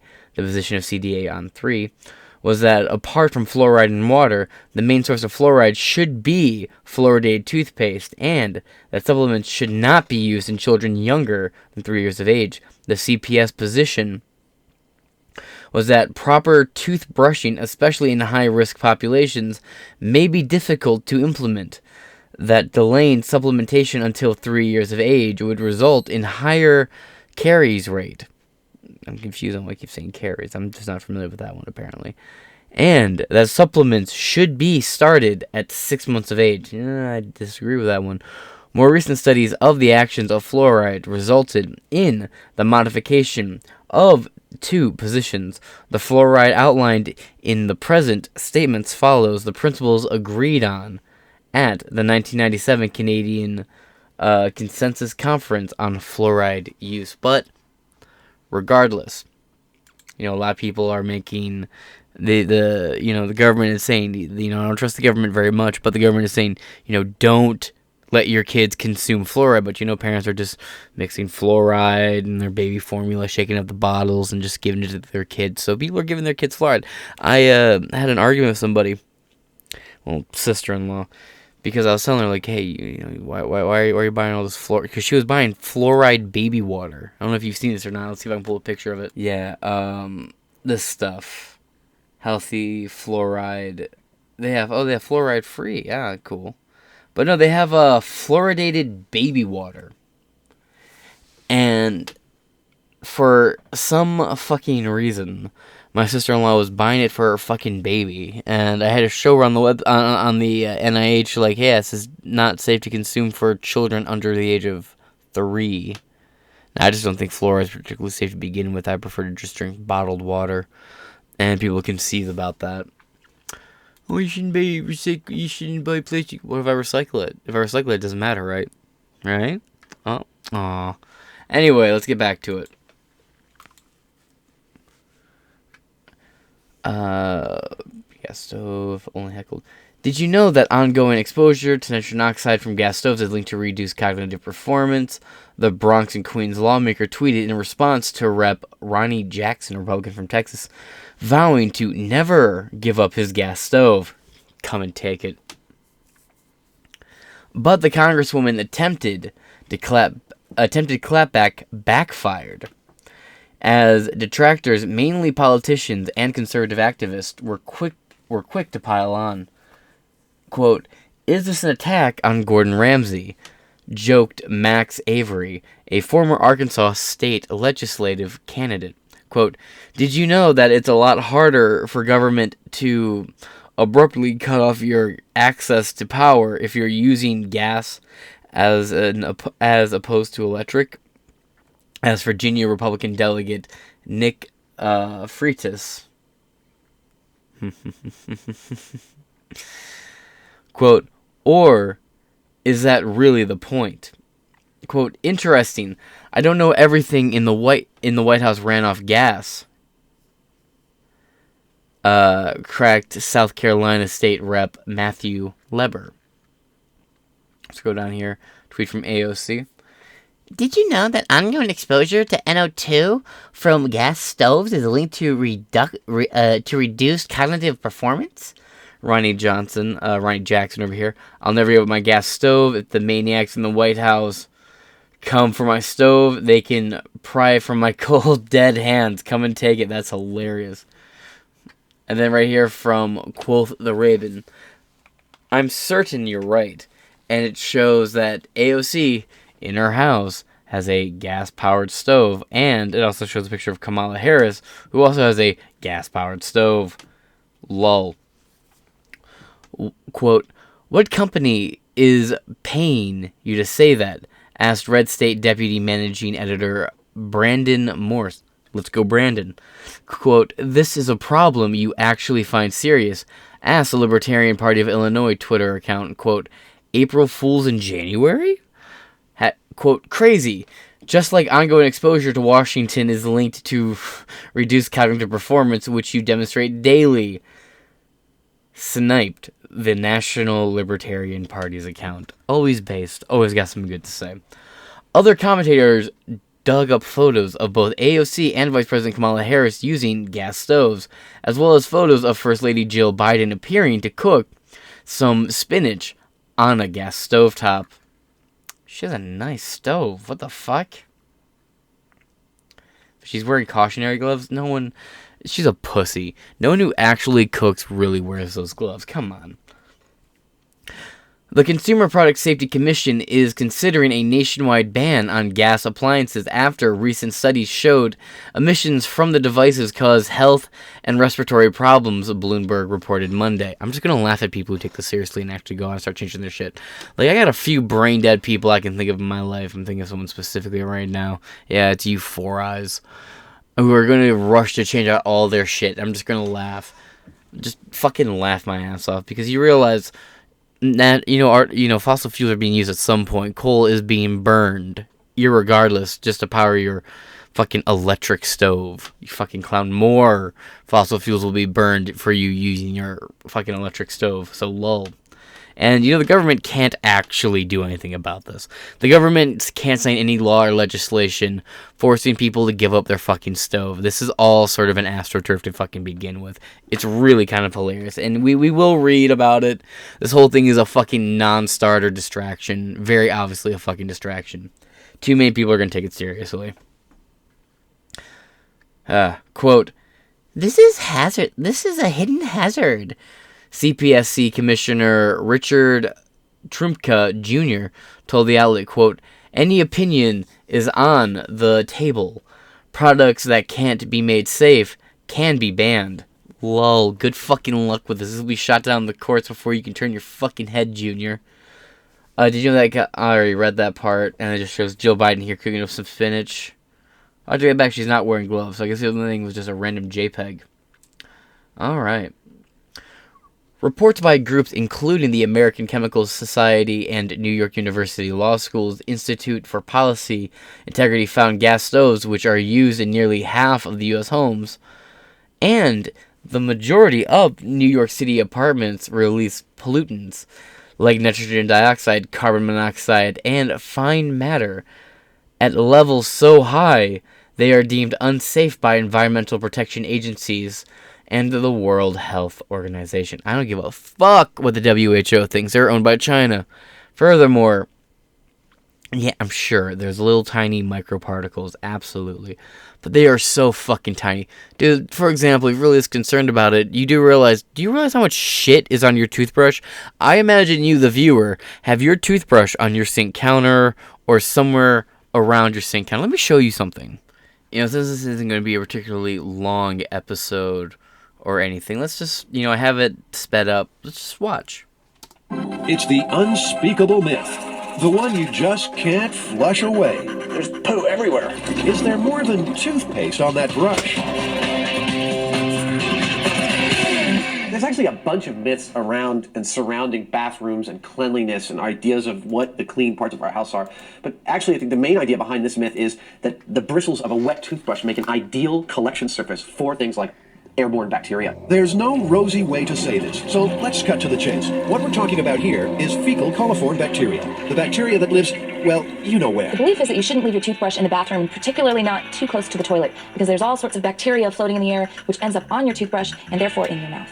Adam, before we even start this experiment, we should probably do a simple test to see whether the toilet actually produces an aerosol. You mean like whether when it's flushing it actually makes little droplets of vapor that go everywhere? Exactly. Some color in the water, It's and so Adam's got sad any knowing that flying these two droplets fucking covered. hate each other's guts. God, and a complete side note, man, the entire B team is dead. The Asian guy, Carrie, and the other guy, they're all dead. It's really fucking sad. And completely little side tangent here. There was a robot named Jeff. He was the co-host of the Late Late Show with Craig Ferguson.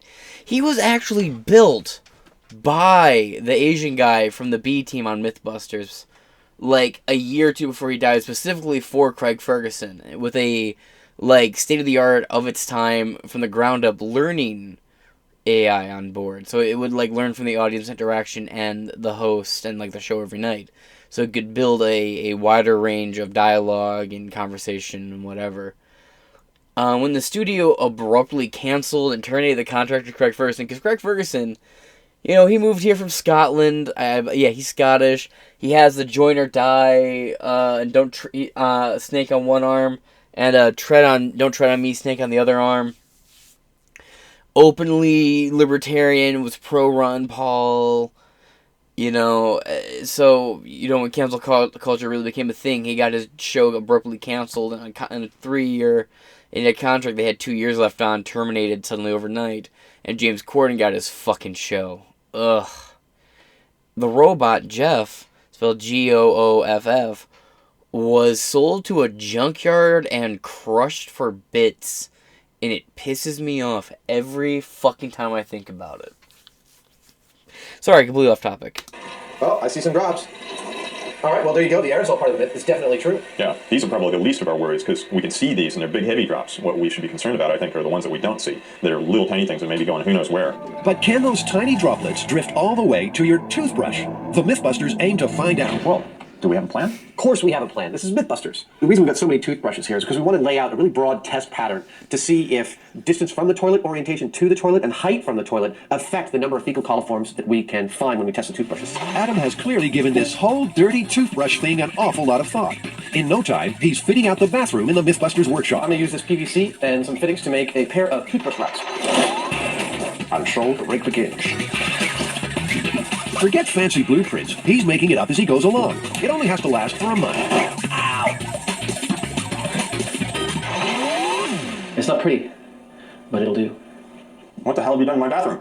We're going to set up 24 toothbrushes in this, and every morning we'll have a protocol. And we will each be responsible to take each toothbrush, wash it in distilled water so we don't cross-contaminate, and put the wet toothbrush back. Then there will also be 2 control toothbrushes on top of the toilet that we will brush our teeth with, and at the end of a month we will check and do fecal coliform tests on the toothbrushes and see which ones have gathered the most. Next up, the brushes. The guys will wash their hands with antibacterial soap every time before they touch them to prevent possible contamination. And importantly for the experiment, this bathroom will stay open for business. A chart will keep track of exactly how much business is getting done. What do you think 1, 2, and 3 would be?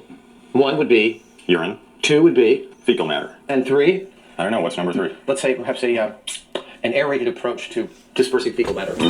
For a breath of fresh air, 2 more brushes will be kept in the office, away from the bathroom. Jimmy, these are our external controls. Uncontaminated toothbrushes outside of all the experimental conditions. We'll rub these with a little toothpaste and rinse them with the water as well. If fecal coliform bacteria are found out here, they'll be embarrassed looks all round. It'll take a month, but the Mythbusters hope to answer a question that lurks in every bathroom. Is that toothbrush safe? The Mythbusters have become slaves to dental hygiene. Every morning, they carefully wash their hands, put toothpaste on each of 24 brushes, and rinse them off again using distilled water. Lesson 1, never give Adam a squirt gun. Next, they clean their teeth using 2 very special brushes. We're using the ones that were on the top of the toilet, the closest ones. At the end of the month, they'll test the brushes for fecal coliform bacteria. If nothing else, they've busted the myth that television is a glamorous industry. Today, it's toilet bowl close-ups. You've reached the pinnacle of your career. They couldn't get any business in it. Toilets and cleanliness are the subject of many an urban legend, including this one. There's a young couple honeymooning somewhere in the Caribbean, and they come back to their room and they see that it's been ransacked. They've been burgled of just about everything. There's only 2 things remaining: their camera and their toothbrushes. So they go out and they purchase new clothes and other necessities, and they end up having a fantastic time. So they get home and they develop their film. And upon looking at the different photographs, they get to one that, what's that? And they notice that one thief has taken a picture of the other thief mooning, and the picture is of his backside with their toothbrushes sticking out. Jamie and Adam aren't swallowing any of this myth. But they are professionals, and they're on the scent of something big. Given that I've had toothbrushes sitting near toilets for nigh on 30 years at this point, 35 years, it doesn't bother me at all. It's a long, boring, dirty job ahead. But if anyone's qualified for this sort of work, it's the Mythbusters.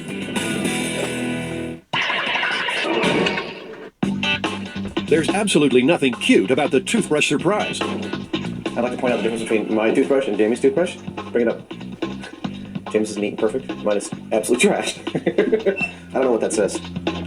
The only good news, this is the last day before the brushes will be tested. I get them wet, and then I foam the toothpaste on, and then I rinse them out. We could do a myth about how fast paint dries. For the last month, they've been testing the myth that microscopic fecal coliforms can waft from your toilet onto your toothbrush when you flush. A month is a long time for this kind of work. You watch every action-packed second as water and toothpaste meet in a fecal coliform farm of total destruction. To see if there really is something to worry about, the Mythbusters have called on expert microbiologist Dr. Joanne Engel. she's going to subject the Mythbusters bathroom to more scrutiny than is strictly desirable. So I'm taking the toothbrush and I'm spreading it on the auger here, so if there's a lot of bacteria on here, it'll grow. And then I'm also dipping it into this bacterial broth. And again, if there's just even a couple of bacteria on here, it'll grow overnight after I incubate these in a nice warm oven. Every single toothbrush is sampled. These are the ones that we've actually been using to brush our teeth. It's been a very busy bathroom. But there's also the two controls kept out in the kitchen. This is the first time either of these toothbrushes has been in the bathroom. Okay. But they've been brushed with. Yes. They've undergone the same treatment. Let them incubate them in a 37-degree oven overnight, and if there's bacteria on here, we should be able to see them. The whole gang is relieved to finally be getting out of that little bathroom. And soon, they'll know for sure if their toothbrushes hold an unwelcome surprise. Flush with success, the men now have to see the woman. The toothbrush surprise results are in. Did we actually find any fecal coliform on the toothbrushes? Well, we did, but in fact, all the toothbrushes. That'll leave a bad taste in your mouth, but the slides don't lie. Those little pink dots are fecal coliforms found on the brushes, and it made no difference how near or far they were from the toilet. Ugh. That is just the worst fucking thing, is it not? And let's get back to the article. The study also linked gas stoves to respiratory illness, cardiovascular problems. Oh, you know what? I know what. That makes sense. All those people dropping dead suddenly with heart problems and blood clots and myocarditis and pericarditis and those weird little veiny, rubbery, coagulative fucking things in the veins, those viscous fibers. That's all because of these fucking gas stoves. I just wish I understood why now of all time, after all these years of having these stoves, why are all these issues suddenly now attributed to these stoves? Man, these stoves, bro, we as humans, we evolved to get weaker to our surrounding, not stronger to our surrounding. I tell ya. Cardiovascular problems linked to all these Pfizer brand stoves.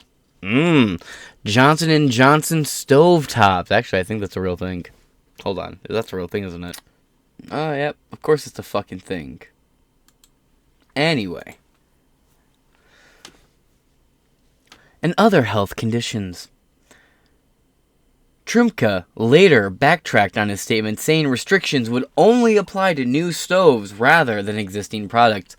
Oh. Quote, CPSC isn't coming for anyone's stoves, he tweeted Monday. Now, that's the end of this article. Let's scroll down here. Got these 3 comments. Yet they legalized marijuana as a yet unproven as to whether or not it has health concern issues, short-term or long-term. This is more of corruption of science. Not entirely wrong either. We really don't know. There's a lot of new studies suggesting that a lot of the early medical studies that were used to legalize marijuana early on could have just been complete bullshit with minimum peer review. And that's from Bordelais 101 down here to Patriot 155.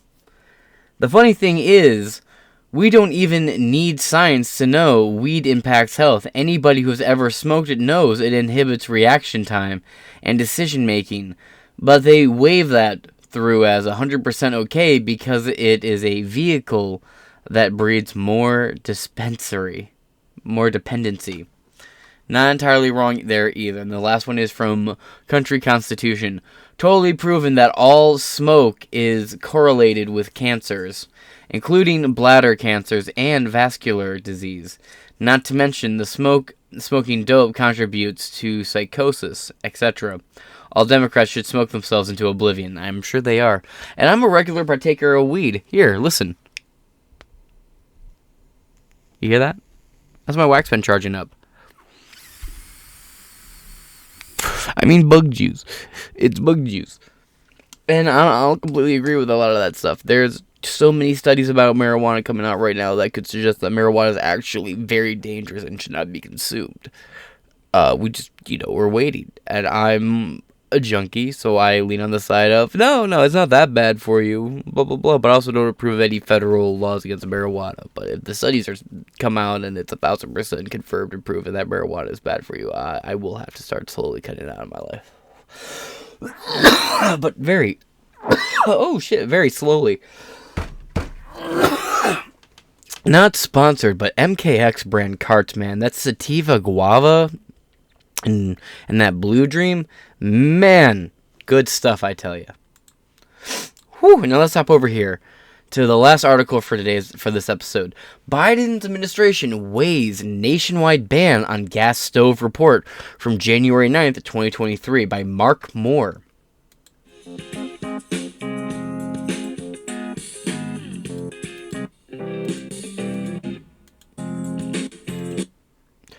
Alright, so it's just a video. Let's move on. Millions of Americans may soon be entering, quote, not stove season. The Biden administration is considering a nationwide ban on gas stoves, citing a harmful pollutants by the appliance, according to a report. The Consumer Product Safety Commission is mulling the action after recent studies showed emissions from the devices can cause health and respiratory problems, Bloomberg reported on Monday. Again, a big part of this, I guess a big part I keep thinking about, is all those, Los Angeles and a lot of Southern California, a lot of those counties made laws banning gas-powered cars, so tons of people suddenly were forced to go out and invest in electric-powered cars. And then, they also went a little bit further and started saying all your houses have to be smart houses. If you want to live in this county, you have to have a smart house. Meaning like Alexa, a smart AC unit, so on and so forth. And then they started to shut down air conditioning units on like 85-degree days because you're using up all the power on the grid. So your thermostat can't go below 80 degrees. And then you had electric car charging stations that were saying, due to power grid limitations, you're not allowed to charge your car. And you're just kind of fucking stuck there. Now, I have a real deep fucking hatred of the Associated Press. Real deep, real personal. Don't fucking like them. But let's just hop over there for this leftist rags take on this topic. And if the left is saying it, then, there's something to it. Californians asked to conserve power amid brutal heat wave by John Antzak and Eugene Garcia. September 2nd, 2022. We're not going to read the whole thing, just part of it. Californians sweltering in West lengthened heat wave were asked to reduce their air conditioning and to cut electricity use again during the critical hours Friday, again Saturday to prevent stress on the state's electrical grid that could lead to rolling blackouts. Saturday will be the fourth consecutive day of request by the state's electrical grid operator for voluntary cutbacks during the afternoon-evening hours to balance supplies and demand, as millions of residents endured triple-digit temperatures.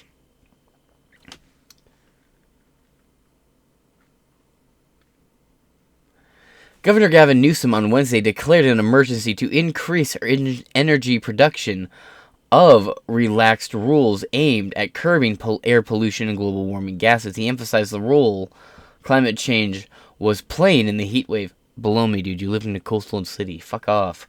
Quote, September is off to a searing start in the west with record-breaking temperatures and fire weather expected to expand and settle over part of the county this Labor Day weekend, the National Weather Service said. Hold on, now where's the important part of this article? Just real quick, let's hop over to the New York Post for an older article. Californians asked not to charge electric cars days after gas ban announcement. From Sinja Favreau, September 1st, 2022. Californian residents are being asked not to charge their electric vehicles to conserve energy amid a brutal heat wave just days after the state announced a plan to ban sales of new gas-powered cars by 2035. More education. Every New York City. Let's restart here. This is a video. Let's see what the video they put up here is. If it actually loads and works, that is. step for the global transition to net zero emissions. California has become the first place in the world to pass a new law that will require all new cars to run on alternative fuel by 2035. A bold move that the state's governor described as the beginning of the end for the internal combustion engine. Besides being a game changer in terms of our climate and our energy leadership, it's a game changer in another respect, that the car manufacturers themselves are celebrating and embracing it. A radical transformation that will need a lot of infrastructure changes in the most populous state in the US. California currently has around 80,000 public chargers for electric cars. That will have to increase to 1.2 million by 2030, according to the California Energy Commission. Charging infrastructure is always forefront of an electric vehicle purchaser, one of them being the availability of chargers. Second, the reliability of those chargers as a function of the power grid. Transportation is the single largest source of emissions in California, accounting for around 40% of the state's greenhouse gas emissions. With already more than 1 million electric car drivers, other residents are open to change. If anything is going to reduce things like fires and natural disasters, I think. Live with a man broken by the very system he lives The in. move is expected to reshape the US automobile market, with California accounting for 10% of sales, and speed up a wider transition to electric vehicles, with many other states expected to follow suit. Now, after a delay in last night's Powerball... All right, let's move on. California residents are... I already read that part. Pardon me.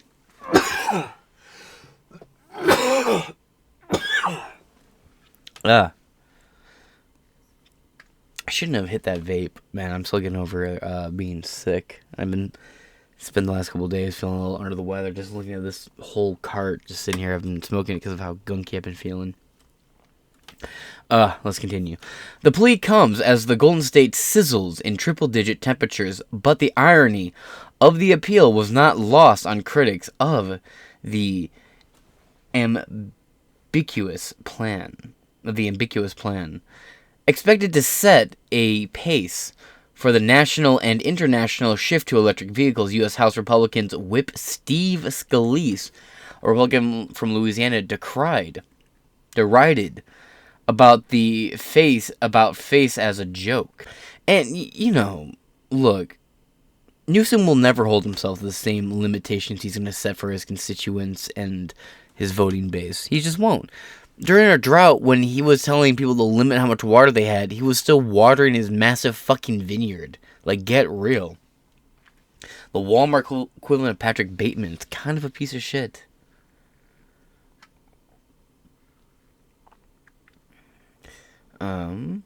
U.S. House Whip Steve Scalise.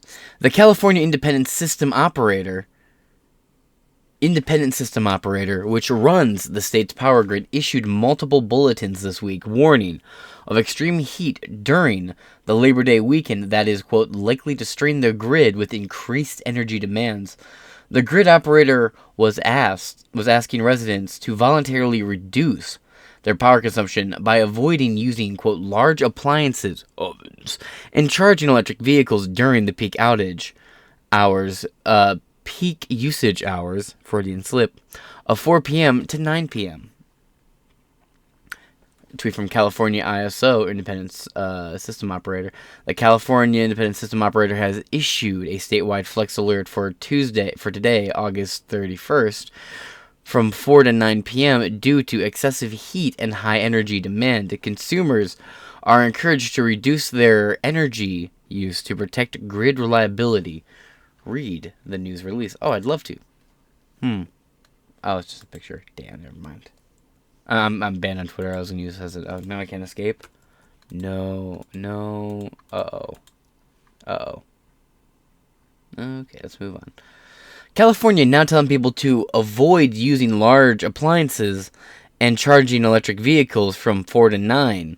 This is the same state that's going to force everyone to buy electric cars by 2035. This is what Democratic control looks like, and they want it nationwide. What a joke. Not entirely off the grid. And our energy leadership.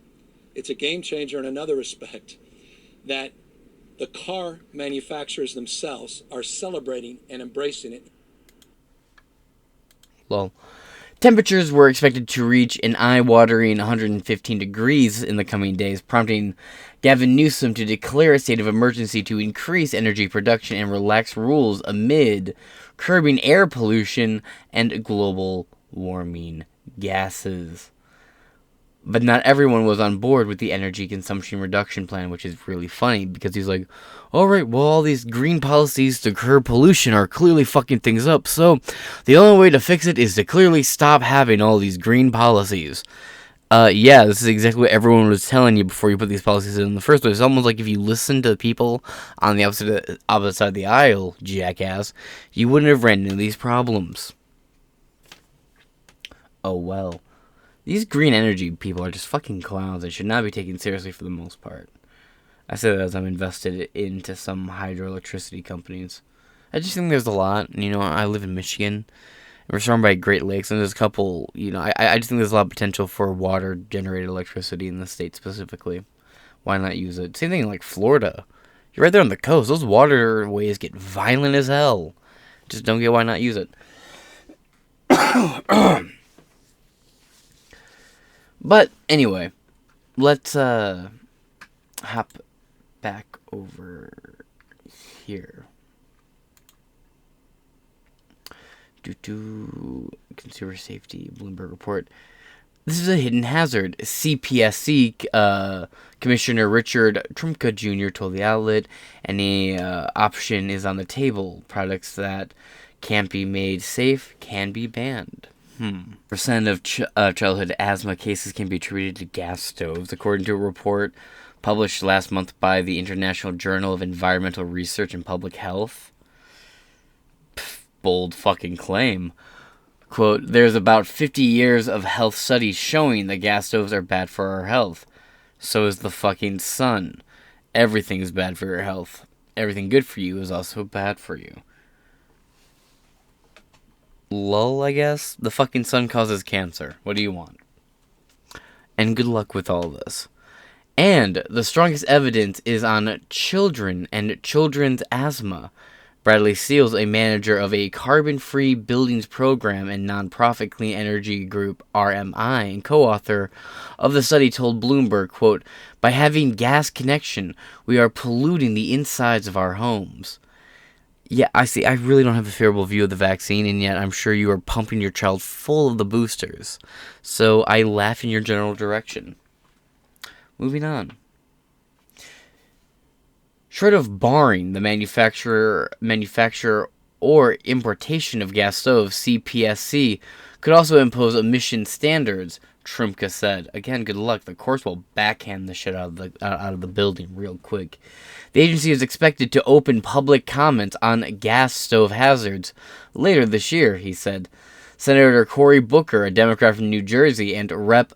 Don Bayer, a Democrat from Virginia, sent a letter, to the agency in December, urging it to take action against the application, saying they are a, quote, cumulative burden on minority and low... Oh, man, yes. These air pollution targets minority groups specifically. They're a specific burden on minority and low-income households. So it's good to know that the 3 black people who run Black Lives Matter are safe. And if they own a gas-powered stove, they can afford to, not only because they can afford to buy a really nice gas-powered stove, but because they are high-income minority, they are immune from these lung hazards. Understood. The association that represents gas stove makers like Whirlpool contends that cooking on any type of stove produces harmful emissions. Yeah, like we know nonstick, the surface they use to make nonstick pans is highly cancerous and corrosive to the inside of your body, but that's not going to stop you from using it. This is one of those times where it's like, well, this is bad for you. It's like, yeah, well, so is everything around you. Right? This isn't a specifically high-level bad thing for us. And it's not like there's not like a million things more harmful to you that you do every day that we can't point out. Like, how much fucking processed sugars and cane sugars and artificial sweeteners and high fructose corn syrup are you digesting regularly? Come on. Get fucking real, my friend. How many times are you vaping a day? Quote, ventilation is really where this discussion should be, rather than banning one particular type of technology, said Jill Natoni, the vice president with the Association of Home Appliance Manufacturers. Quote, banning one type of cooking appliance is not going to address the concerns about overall indoor air quality. She added, quote, we may need some behavior change. We may need people to turn on their hoods when cooking. Yeah, I always had that on to begin with anyway. Based Wade Endon. I couldn't agree more. Now let's check out a couple comments. TC Ryder. To make a plentiful, inexpensive, well, it used to be, clean and efficient fuel and ban its use is incomprehensible. It's tyranny. Natural gas is essential to the nation. It's one of our nation's most valuable assets. Agreed. Up Country says, can you just imagine them trying to ban our gas stoves? It's the Democrat way to screw up everything. Air Broyo said. Or Air Boy Row said. Heart Pursuer said, I waited a very long time to get my beloved Wolf 5 burner gas cooktop. That's really nice. And it's on a short list of things I defy the government to I defy the government to try and take from me. I'm 80, so the consequences of defiance are limited. God bless you, Heart Pursuer. Right down here, Aquarius said, I wish I had a Wolf stove years ago. I gained 15 pounds I'd gained 15 pounds the first year. Kim Mary, my gas stove is propane. My gas stove is propane and is protected by a tactical 12 gauge based. You know, I lost my gas oven in a boating accident. And that being said, I'm going to wrap this up here. This has been Inside Four Walls. I've been your James Madison, and this will probably be the last upload for the day. I'm very tired now, and I got to be at work at 11, and it is 6:53 a.m., and I've been recording since about, I want to say about 9 o'clock.